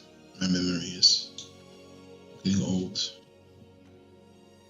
So I don't think there was anything super specific. I think Mare wanted to meet with them because they were like, hey, this weird thing happened. She was thinking, like, we should meet with them and talk about it. Mm-hmm. But I don't know if there was anything specific. Mm-hmm. Yeah, it was mostly just to be like, hey, your door blew up. Why don't we get together and chat about this further when I'm not covered in blood? Very good. Then I will open my telepathic communications with my sister. Well, sister, would you like me to lead this, or would you like to? They do seem very intent on protocol, and I'm not sure I left them with the impression that I was capable. I think they could be allies for the house, and we want to make sure that they know that they can trust us. He was, well, rather paranoid, which, given the circumstances, I don't blame him. I think you should start since you're more familiar, and if I'll jump in as necessary. Yes. And he will gesture to, I assume, to the various pastries and beverages that would be accompanying this event. I assume your recent days have been pleasant. Well, aside from the excitement yesterday evening, they have been pleasant, although I sense that they're about to become less pleasant. I've been told to ready a unit, and I will be marching with some men to the front here within the next couple of weeks. I see. It appears that there are a number of people moving again. Do you know if these instructions come directly from Her Majesty? The prince. Curious, but I suppose with your talents heading out there, then we have little to be concerned about. Well, I kindly appreciate that. I'll certainly do the best that I can. It's unfortunate to be away from home. You, with passive insight, 10 and above is plenty enough to see that. He sort of glances at Lady Talia when he says this. It is always unpleasant to be away, but we all have our duties. So we do. Do you believe you have anything to worry about during this movement? On the front or back at home? Both. I enjoy hearing the views of others. It keeps us well-rounded. Well, I don't mean to lay my troubles at your feet, Kashad. I have a great many things that I worry about quite often. Nothing that stands out as of the moment being beyond normal, but certainly things that concern me, yes. Fair enough. And I was told by my sister there was an accident that occurred. Would you like to let me know from what do you want to understand about that situation? Well, it seemed to me that someone was hoping that I wouldn't ask too many questions when the door exploded and your companions were on the other side of it. Although I suppose they hadn't counted on one of the women being knocked out, which sort of set me off the scent of the whole thing being their fault, as it were. Indeed. She did not seem capable of a double bluff knocking herself out. No offense intended. None taken. But it does concern me that there's someone running around close to our home with, our allies who would be so indiscriminate in their methods and trying to find the source of the violence, I think would keep everyone safer. Have you considered that this was perhaps someone who knows you well? Maybe someone who knew that you would follow that lead to my home? Yes, it's always a possibility. They would have to know me quite well. Well, in that case, we wouldn't be dealing with an indiscriminate possible murderer, right? We would be dealing with a calculated foe that knew exactly what they were doing and knew exactly what to expect from you. Which, to be honest, would be worse. Oh. Verily, yes. Well, Mayor speaking, I would like to not cautiously, there's a word for it, but very carefully observe the two of them as they are listening and speaking. Roll an insight check. Sorry. I failed. I rolled a 4 total. You are doing the best job that you can. I don't never roll stats I'm good at. Alright, well, Kishore is focusing. Though I do find that there aren't too many people capable of casting such magic. Perhaps with your resources and knowledge, you have ideas on who would possess such abilities and such reasons to use them? I suppose we could certainly try, but I mean, a spell of that power level is uncommon, but perhaps not rare. There's got to be at least, kind of looks at Talia. She says, there's probably a few hundred people in the kingdom that could accomplish such a feat, and obviously more were one to turn abroad.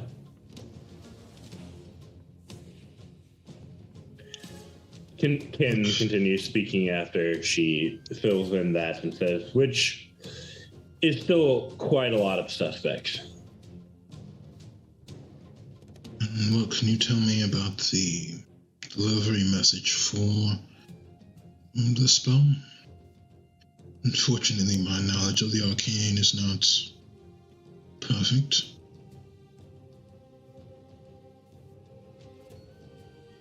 I'm sorry. Isaac did not catch it. Could you repeat the question? He said, what can you tell me about the delivery method of the spell? Well, it requires a bit of time, actually. Someone would have need to be pretty confident that they had a while to set up and draw this rune. It involves tracing some gem dust, essentially, into a runic circle, which then will wipe away to be invisible as the magic is cast, and the rune is set were one not looking for it, it would be extremely difficult to notice by happenstance. Does the process need to be completed all at once, or can you spread it out over time? To be honest, I've never tried to accomplish the feat personally, piece by piece. Although it's an interesting theory, I would have to look more into the specifics of the spell. You mentioned gem dust. This would be costly, yes? Somewhat. That might help narrow it down. Either enemies are rich or they have rich benefactors. Well, certainly once you can get into the middle levels of the circles of spells that one can cast, it's quite plausible that someone had a reasonable amount of resources at their disposal.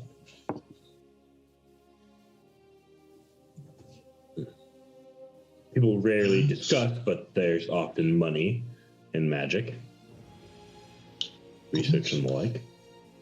But if this spell takes a considerable amount of time, it appears we are dealing with someone who, for whatever reason, believed that they would be unbothered for that amount of time.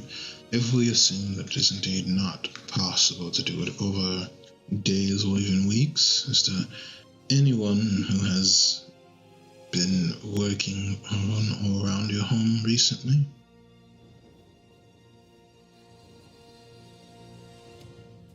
Thinks for a moment.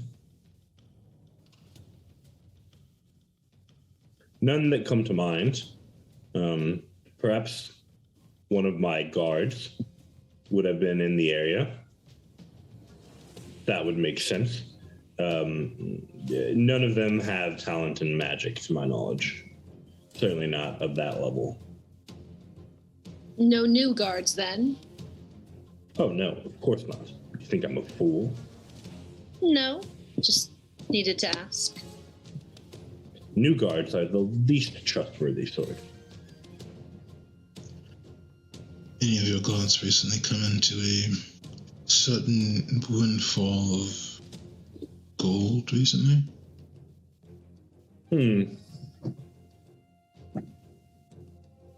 Let's see. Perhaps they have.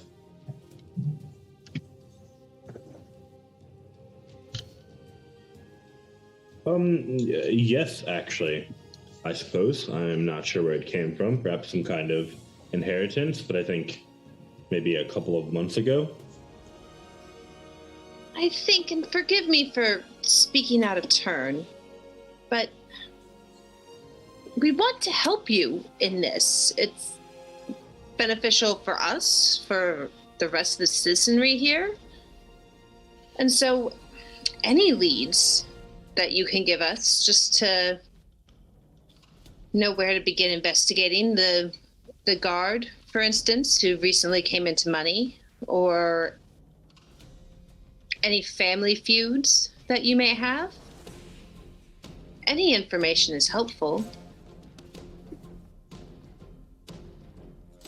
Well, I certainly agree, but I have nothing to share for the moment. If I knew who had done it, well, things would be clear, as I would be dealing with them. But unfortunately, I just don't. Ah, yes. Thank you, Miss... Timmons, sir. Your cakes are delicious. Thank you. Something of a specialty.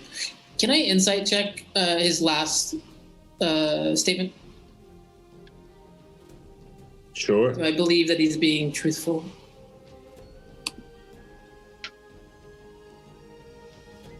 No, let me roll. 1 second. Let me roll the other thing.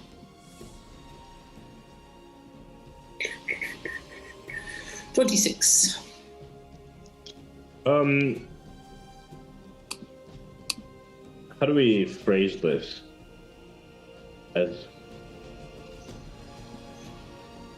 you get the sense that the measure of the man is that he's taken enough life so as not to be so concerned with the act anymore. And with the belief that each time he has done so has been well justified. I will remind you, my passive insight is 17, so I'm not having to constantly roll. I will just generally, at the end, like to be able to say how truthful I felt people would be. Okay. And this person, the one that was recently obtaining money over there? One of my household guard.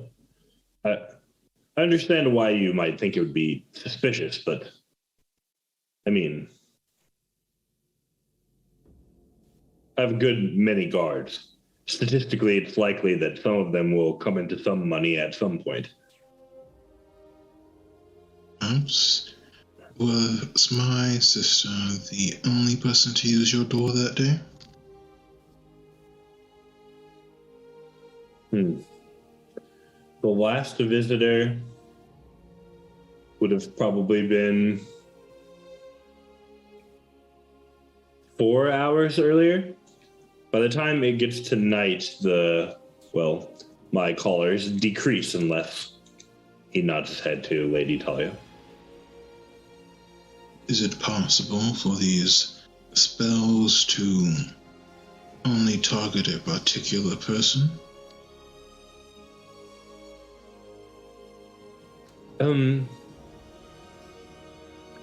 Lady Talia speaks. I don't know about that, but I do know that it is possible to exclude targets in a manner of speaking. Were they to give some sort of password or secret gesture when approaching the space, it would cause the rune not to activate. I see. And approximately how many visitors did you have that day? Have to check a log. Was it more than 5, perhaps 6? Is that normal amount of visitors, or was it more than usual, or less? Yes, that's relatively normal. Can be as few as 0 to often a dozen or more. Well, either this person created this spell during earlier in the day, and your other 3 or so visitors all had a particular code phrase or something to avoid it, or they set the spell within that 4-hour period before your last visitor and my sister's arrival. The latter seems likely. Was there anyone snooping outside of your home during those 4 hours? Well, I can't say for sure, but certainly no one that I found. Is there anyone who finds themselves quite curious about the coming and goings of others in their area? Someone with eyes that happen to be very observant, we'll say? Your grandfather, perhaps. My grandfather. It seems that your sister and I are of the same mind on this matter. Although I do not suspect him. Were he interested in murdering me, he has far easier methods. I don't believe that he would wish to harm you, but oftentimes there are the people that those of us like ourselves wouldn't notice are noticed by our elders. Perhaps there was a person that would go beneath our notice, a letter deliverer, a milk deliverer, someone, a street urchin, perhaps, someone we would not notice. Would you be able to ask him if he remembers anyone like that?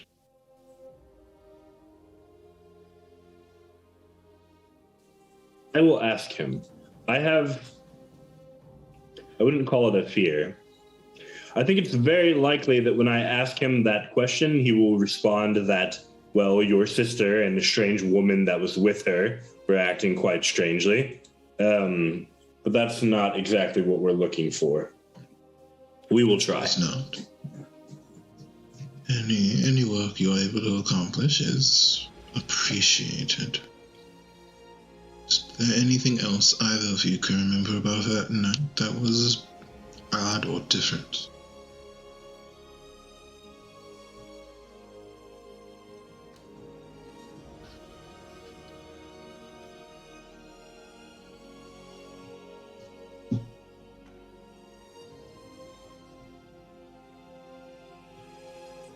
Well, Lady Talia begins to speak. I suppose there was a brawl involving 4 or 5 different people on the street outside of my house. I didn't necessarily think that it was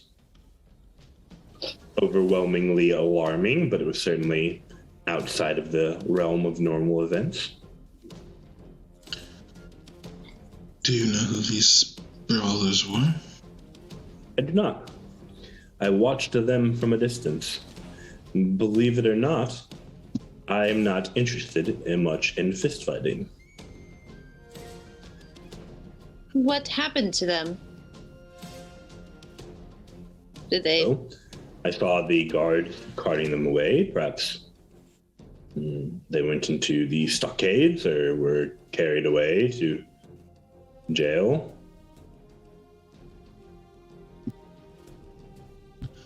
Temporarily. Yes. And what do you know of the untoward types in the area? Certainly, they have some sort of sway, yes? Not in my area, but I'm sure there are areas in which they hold sway, certainly. Yes, of course. Yes, the area of your residence was not a place I would expect many street fights. Yes, it was rather odd. Perhaps a family argument of some sort. If you do not mind my asking, Lady Brightweaver, Sir Bloodbeard, what is your understanding of the Spellweaver household? And I am looking specifically at Lady Brightweaver's response. You're asking Ken or you're asking Talia? I've asked both of them, but I am paying attention to how she responds. Like, I'm looking at her. I'll put it that way. Watching both of them. She does not respond. Ken replies, well, I'm afraid I don't really fully understand the story, although I'm tangentially aware that there's something there. I'm afraid I don't have much to add or any sort of story to tell.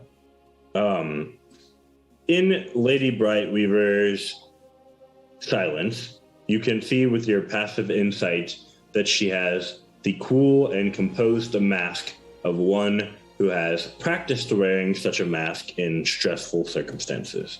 You do not know any inclination of her feelings, one direction or the other, but you do know that she is masking them.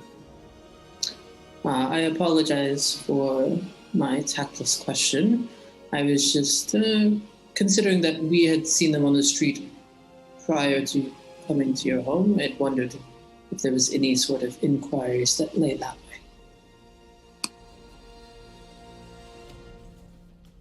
Lady Talia replies, for the moment, I do not believe that there are any of them who seek to explode my dwelling or the dwellings of those that I hold dear, if that's what you're asking. Very well. Well, I do thank you for the information you've already provided to us. If you do not mind my changing of the subject, what is your opinions on this war overall?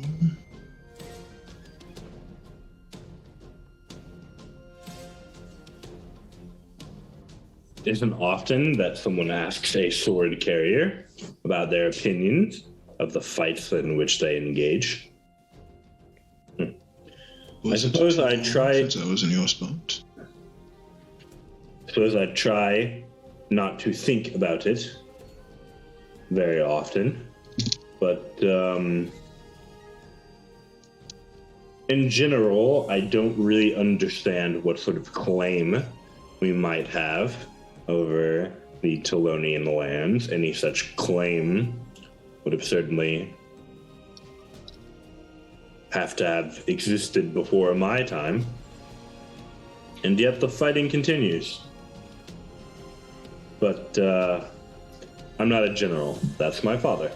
So I suppose I will just keep his counsel and do as I'm told. But there is a day.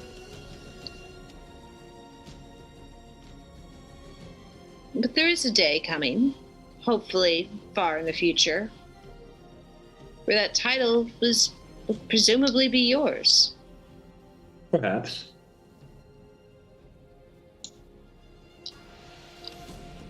What would you do with it?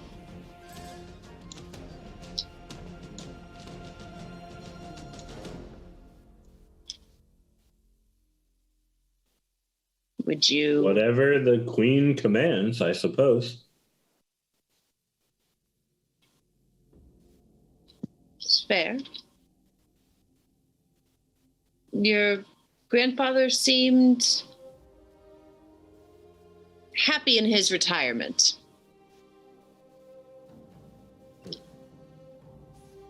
Do you suspect your father will feel the same?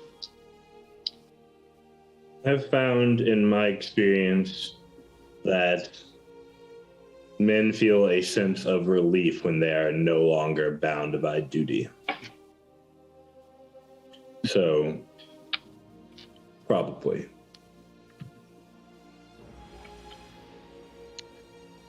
Perhaps. I admit there are days where I miss being on the front lines myself, but change is inevitable, I suppose. What are your opinions from an outside perspective, so to speak, on the current situation with Lord Goldheart? It's dreadful what happened to him. I'm afraid I rather didn't think that he had it in him. I mean, to murder the prince, that's drastic. I mean, I do know that he wasn't especially fond of the prince, but trying to murder a royal, I mean, threatening yourself and your line with that sort of thing is... Well, it was a bold choice. Terrible, absolutely dreadful, but bold. Can I inside check him? Go ahead and roll.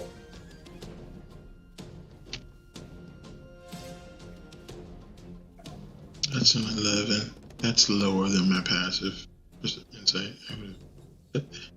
You believe the words that he's speaking to be true. He speaks with conviction and carefully. Indeed, it is quite dreadful. Of course. And then you look to Lady Brightweaver. Do you agree?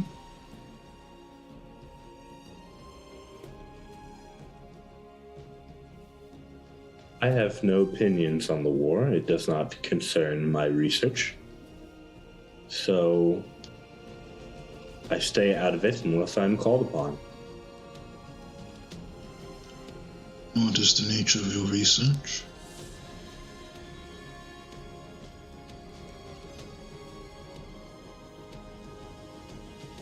That question is more in depth than we have time provided for to speak of here. I'm sure we can arrange for more time another day. Perhaps we can, but she takes out a pocket watch, flips it back closed. Ken and I will need to be leaving in about 10 minutes. Of course, well, I would hate to keep you to force you to be late for another engagement. Is there anything else you wish to know? Ken begins to speak again. Yes, there is actually one matter that I wished to discuss with you.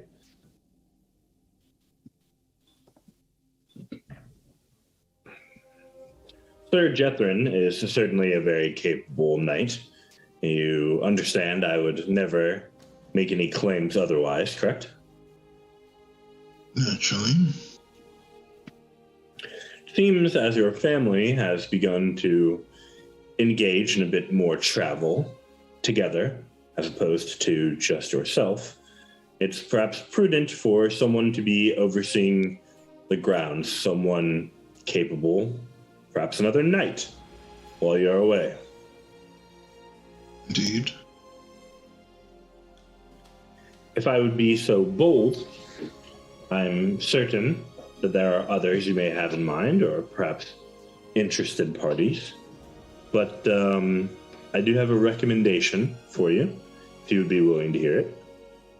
Your opinion is as valuable to me as you are.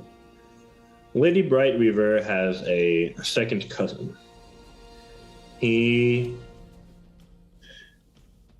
while a capable mage of his own right, does not follow the same path that, as you understand these things, in certain families, there are the paths that one could follow and the path that one is supposed to follow. He does not follow the path that one is supposed to follow in the family. He is a retired mage knight. So he has some understanding of the arcane, the capability to seek it out and discover spells that may have been cast, but also is quite capable in combat should he need to defend himself. There's not a place for him in the family, given his path. Is this a request of Lady Brightweaver and yourself, or is this a request of your house?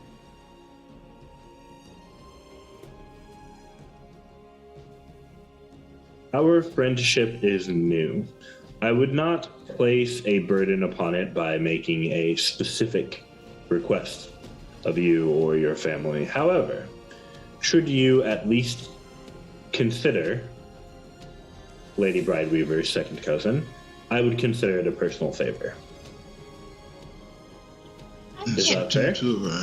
Harm in a conversation. Yes, I will show him no preferential treatment, but if he is able to impress both Sir Jethrin as well as Timmons with his honesty and character, I will consider him as fairly as anyone else. You have my word. I could ask for nothing more. That's the only business that I had to discuss. We have, seems, about 5 more minutes. Is there anything that you wanted to share before we go?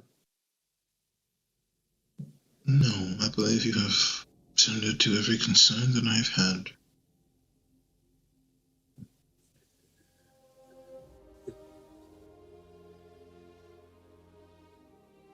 Understand that I am aware that we all have a part to play.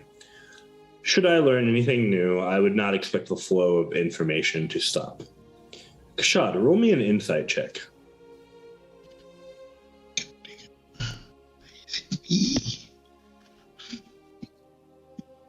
The 6. Why can't I roll any charisma-based rolls, man? I'm not a wisdom character. You gather that those words are very specific and targeted at something, but you struggle to ascertain exactly what he might be getting at under the surface. Can I provide any assistance for this? You can try to make a separate roll of your own. Okay. 19. Not a great roll for me, but all right. He seems to be insinuating underneath the surface that Kashad might have specific need for the flow of information above and beyond his position within these circumstances. Gotcha. Naturally, I assure you that there will be open communication from us as well. It's only through togetherness can we hope to provide for the kingdom.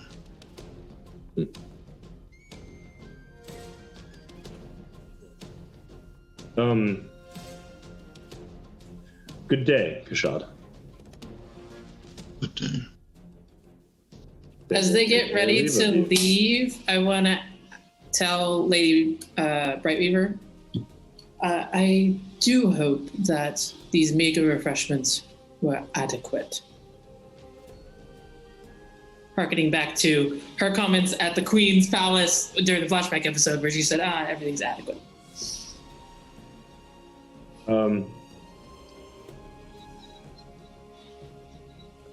You see the right side of Lady Brightweaver's lip curl up in a half smile. She inclines her head slightly as they take their leave.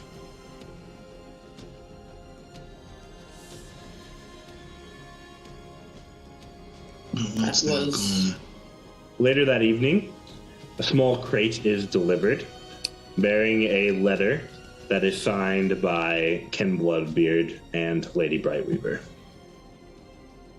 It is stamped on the outside with both of their seals. it's just a crate. You open the crate. Can I check the crate? Yeah, I was going to say, am I there? Can I check this thing for traps? You may try. I'm gonna get some new spell slots by doing the thing with the sorcery points and cast see invisibility. Oh, that was investigation, right? For the traps? Yes. Well, I rolled a 2, so that's a 7. You do not believe there are any traps. You all open the crate. See invisibility first. You do not see any invisible sentries. Or invisible people, or otherwise invisible. I open the crate slowly. Inside is one greater healing potion. The letter is written by Lady Brightweaver, although it is signed with both of their seals and both of their names. And it simply says, "Do not worry. This is one that I made myself."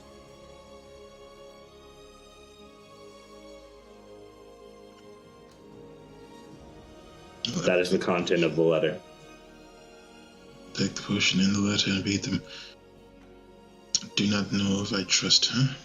Am I aware that this is happening? Am I anywhere near this? What's going on here? Who's there? I mean, I would assume that you all can learn of this, or you all can be there. It is several hours later, delivered as a gift. I mean, I don't see any reason. Are any of you accomplished with the potion stuff? Can you analyze or create? Do you have alchemical tools? Would this be after the Ian visit? Yes, that will not take all that long. If you return to the house immediately after, you would be here. Okay. I think we do have like conversations to ask Ian about stuff, but I might have to take poison. I've got to check quickly. No, unfortunately. Actually, weirdly enough, I was thinking that this would be the correct one, and we could use it to judge another potion that we are uncertain of. At this point, I see no reason to distrust them or to turn our nose up at a potential gift. And you have another healing potion that you've been given, correct? From Prince You Ian? drank that one. Yeah. Oh, No, Prince she Ian. drank the one. She drank the one from Sir Bloodbeard, but not the one from Prince Ian, I don't think. Because he gave you one, and it was stated to be a green potion. You don't know what it does. It's probably healing. Right, I do. I do have that. With Visually- infinite intelligence, do they seem the same? They are not the same potion. I do not believe these are the same. I did try. Well, Okay. Will you identify the potion for them? Yeah, he'll identify the potion for him. You have magic here, Shay. The most magic. The one from Scissors of- the one from Ian is a potion of lesser restoration. It can clear the poisoned condition among a few other minor conditions. It works as the spell does. You add that to your sheet. I am adding that right now.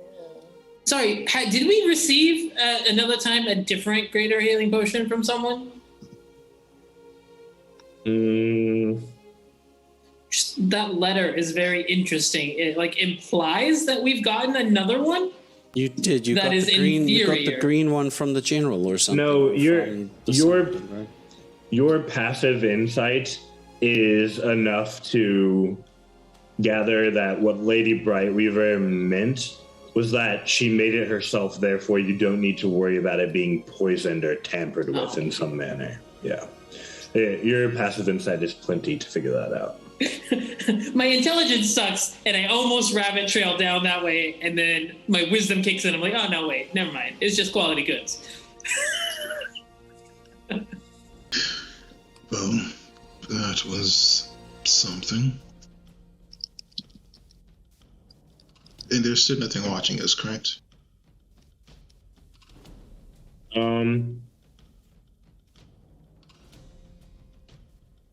He did cast see invisibility on the crate, so Yeah, there's nothing invisible around. Well, for now, I believe that is all that we can do. We need to decide what we are going to do next. Do you still wish to go to Telonia? No. I feel the ties of obligation. I got myself into the mess. Feels only right that I see it through to the end. However, there's so much going on here, and the risks to our family are extremely high. In that case, I grant you permission and authority to bring whomever you need to escort you on this, and to act with all authority I can grant you. Do not fail and ensure that you are returned here as quickly as possible. Do not feel it wise for us to leave the home. No, in, out, and back home, hopefully with no one the wiser. And thank you. I will not squander the trust you're placing in me. You are more than talented enough for this. Timmons, will you escort my sister?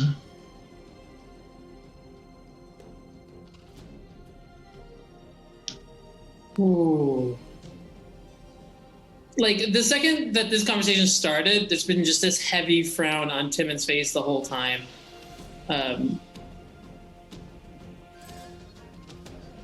She kind of starts idly straightening things around, just to have something to do with her hands, and it's like, I find this puts me in a difficult position. I've seen both of you fall at my feet in the last 3 months. I have a duty to your safety, and it is honestly much more difficult to navigate that duty when you insist on dividing the house. Of course it is. However, It is unwise to leave the house unattended right now. I would raise too many suspicions and do not know what our enemies are waiting for. And I should be more than capable of handling myself. In this case, I believe your talents are best used supporting me. Your judgment is impeccable, and I believe your talents will be very effective together. As you say, sir, how long should I pack for?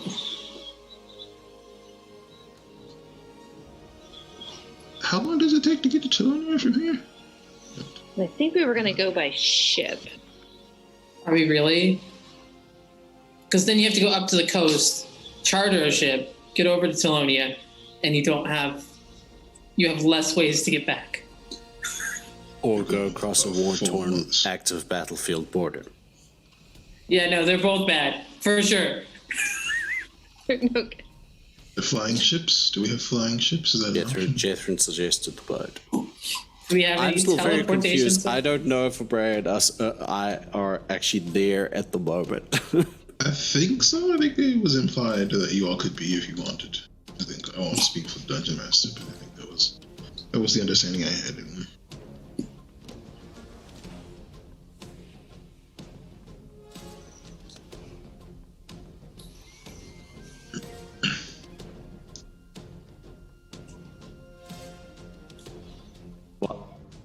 I don't know. I don't know how long the stuff at the cast would take, because like there's stuff that I would want to ask Ian, and I still would have to speak a bit more to what's his face. So this is like, how late into the night has this crate been delivered? Like how many hours?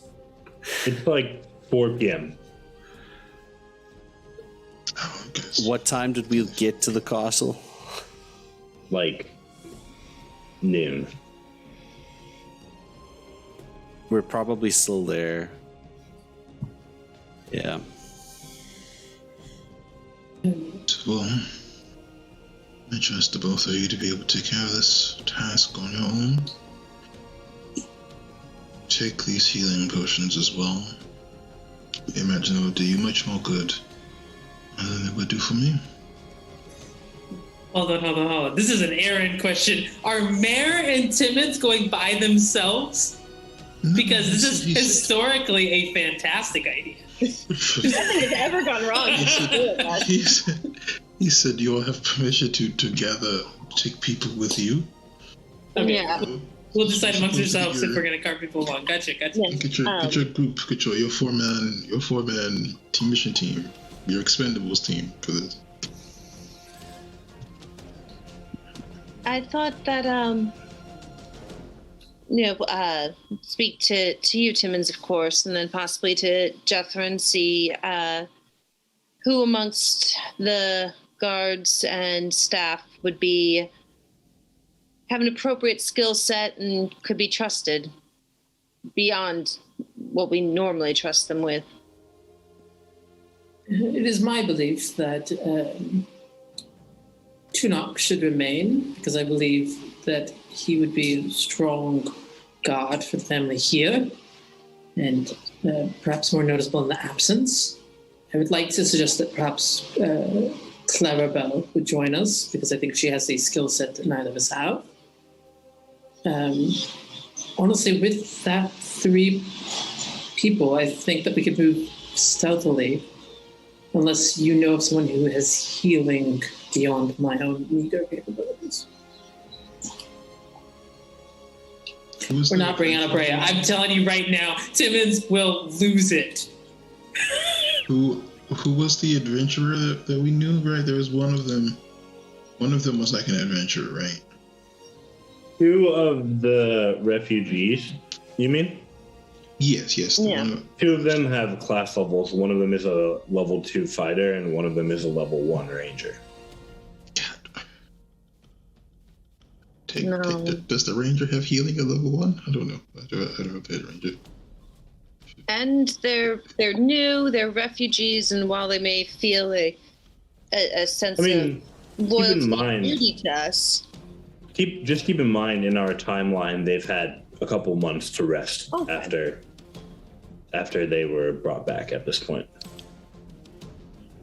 Yeah, they were brought back as part of the Gristle saga, and it's now been over 2 months since then. I would prefer to leave if both Abrea and young Master Abrea and Mr. Gashad are remaining here.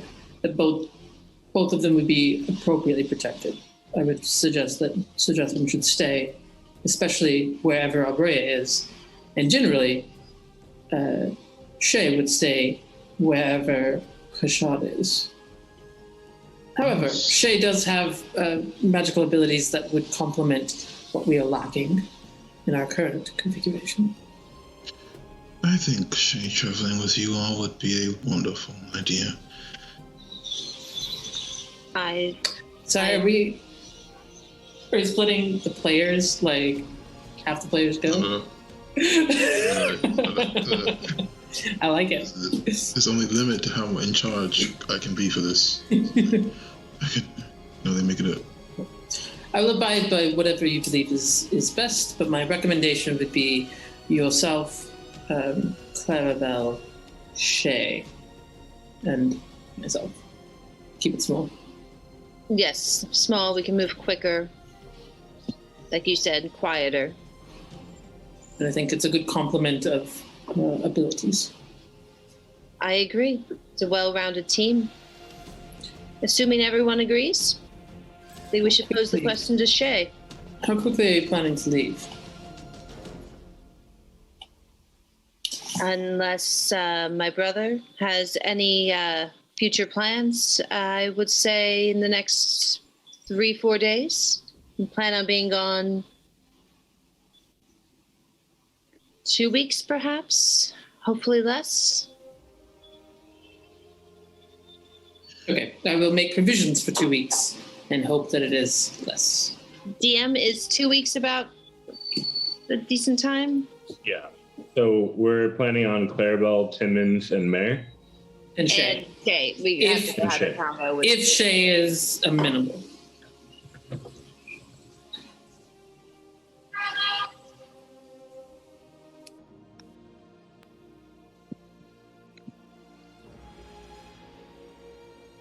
Kashad is going to heavily suggest that Shay go.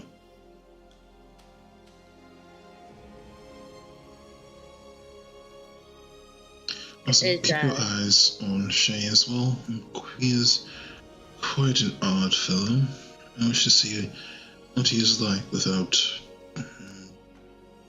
too many rules or even my influence. Without dishes. Without dishes. With nothing to clean. Everything I have seen, he is quite capable. I don't doubt his capabilities, but I'm curious to see what ambitions may grow.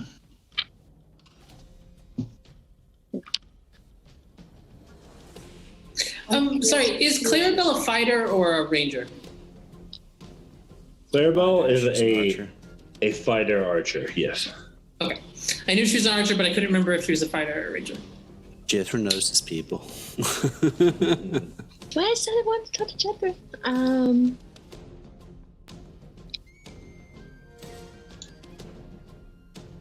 You want to know who to take? You speak to Tunok. He'll tell you who to take. Don't make your own damn decisions. That's what Jeff would say if he was there. This team is That's what he was going to do when he was coming back from the I love this team. This team is beautiful, though. It's a good team. Yes, It's a good team. We are set for success. I suppose we should while you're doing the provisions, or if you'd like to come, we should go let Shay know, or summon him here to have the discussion that he's been volunteered. I think that with his natural wariness in my presence, perhaps it is best that I am attending to other matters. Of course, I Jay, respect your insight. Jay, are you amenable to Mayor's request to accompany them on this 2-week journey. Begrudgingly. Okay. You have Shay. And when I mean begrudgingly, I mean like extremely begrudgingly. Like he doesn't want to do it, but he's been asked and he'll do it. It will be an adventure, a chance to see the world. Do something you can tell your grandchildren about some days. It is a mission to get a book from a library in a country we are at war in. Beginning of an epic tale. Sounds like certain death, but I'll go if you wish me to.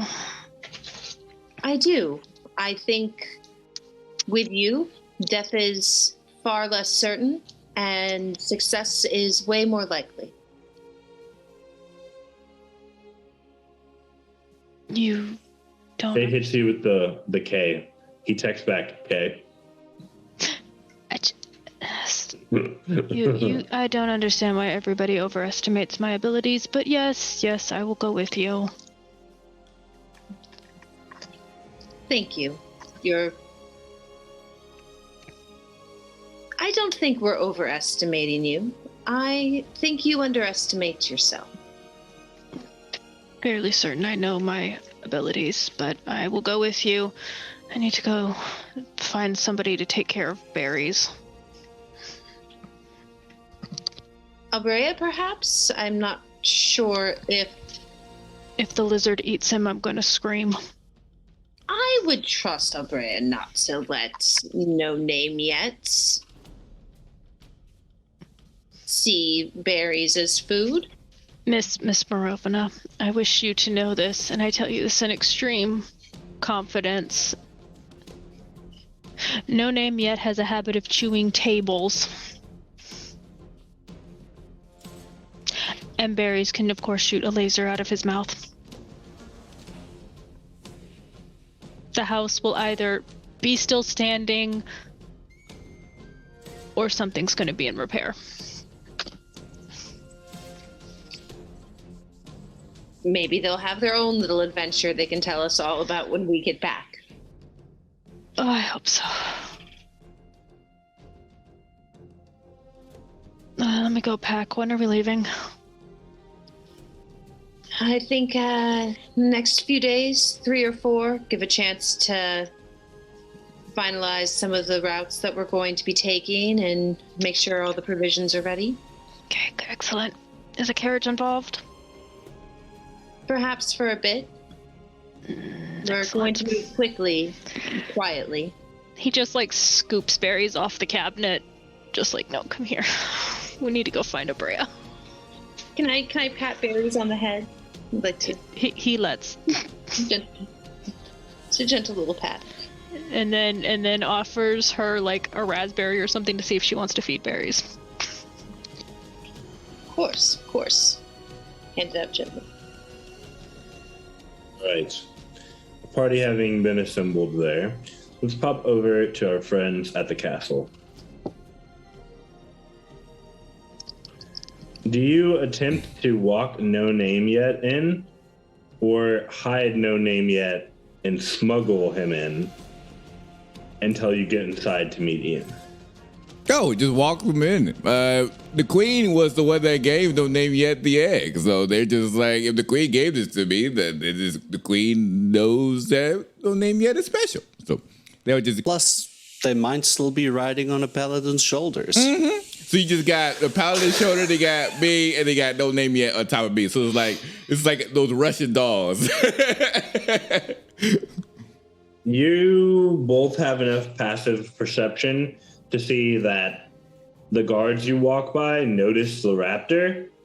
They open their mouths, look at Jethrin, and just shake their head and let you walk inside.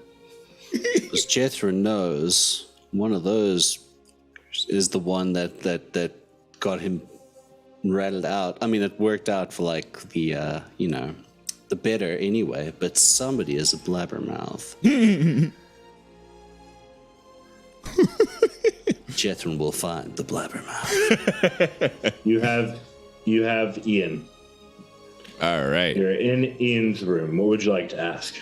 So, Abrea will hop off Jethro's shoulder with no name, being like, Ian, I have some questions.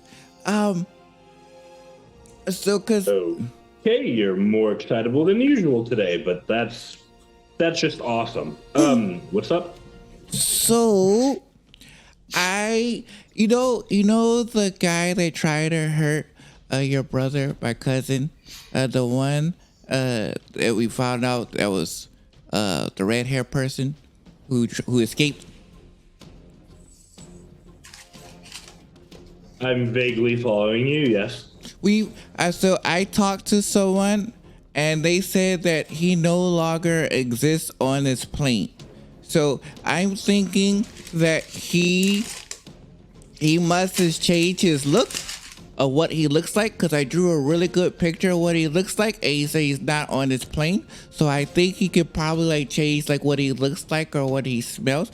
Do you know what type of spell that is? And like, is there a way we could be able to see through it?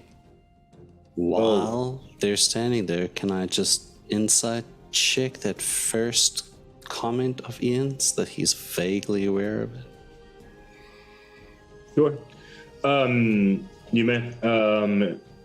So Ian responds, well, how do you know that he didn't just leave this plane and go to a different one?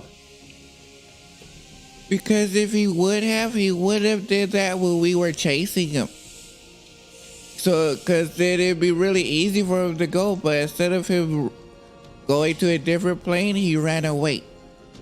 Well, he didn't think that you were going to catch him. Wouldn't it make sense to hide that card up his sleeve? Maybe he didn't want you to know that he could have such power. So that's but I digress. That's that really wasn't powerful. Your question. To go to to go to a different plane.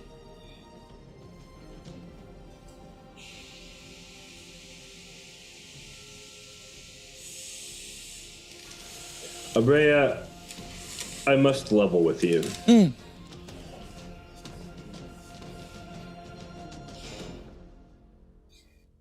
So I'm 14, right? Mm-hmm. And I can't really move my legs super well, right? Mm-hmm.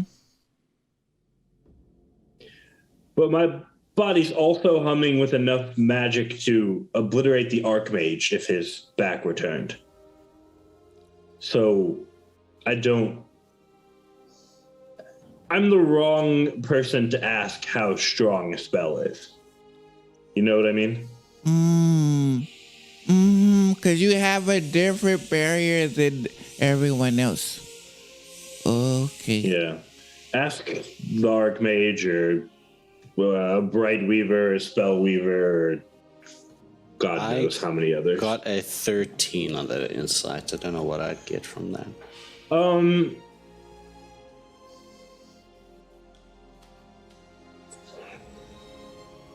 I'd say that you don't necessarily think that he was lying, but you sort of suspect that even if he had heard nothing about it, once he heard something about it, he'd say, I know a little bit, to avoid admitting not knowing anything. He certainly has that type of personality. What's the proper form of address for the young prince? You just call him my lord? Your Highness! Your Highness? Okay. Your Highness. Your Highness. It is good to see you, regardless of time of day, as always. Have your studies really progressed that far?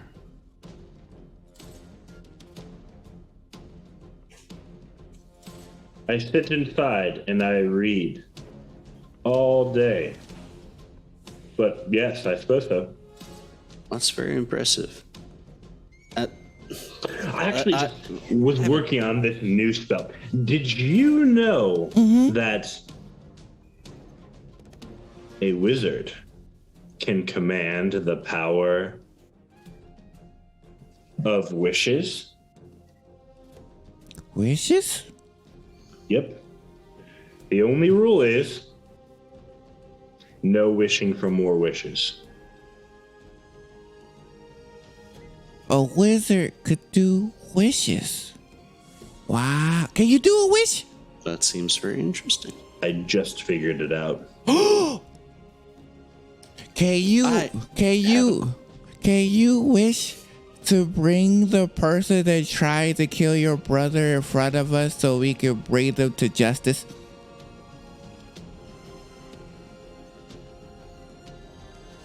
Well, I could, but if it is that red-haired person and they're dangerous, wouldn't that be like a really bad idea right now? No. I mean, We will I hurt trust them. Sir Jethrin, but what if they're strong? Oh, we can take them. Alternatively, Your Highness, working on Obrea's idea here, perhaps you could wish for an image of the actual identity of the person who is responsible to appear before us. That too. And where they are.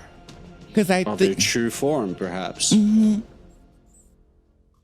If they can change shape, as Master Obrea says, then, or if they left the plane of existence. Ian claps his hands together, and you watch his eyes roll back as arcane energy alights on his eyes. And they fall back into place, and you watch a wavering image. It starts as the queen's face, and then it turns into the prince's face, and then it's Ian's face, and then it's the face of your cook, and then it's the face of a knight that you recognize from your training, and then it's the face of one of Aubre's friends from when they were a squire, and then it changes and changes and changes and changes and changes, and the image just wavers and wavers and wavers. And Ian collapses. Oh! I immediately run up to him and use healing hands. Except,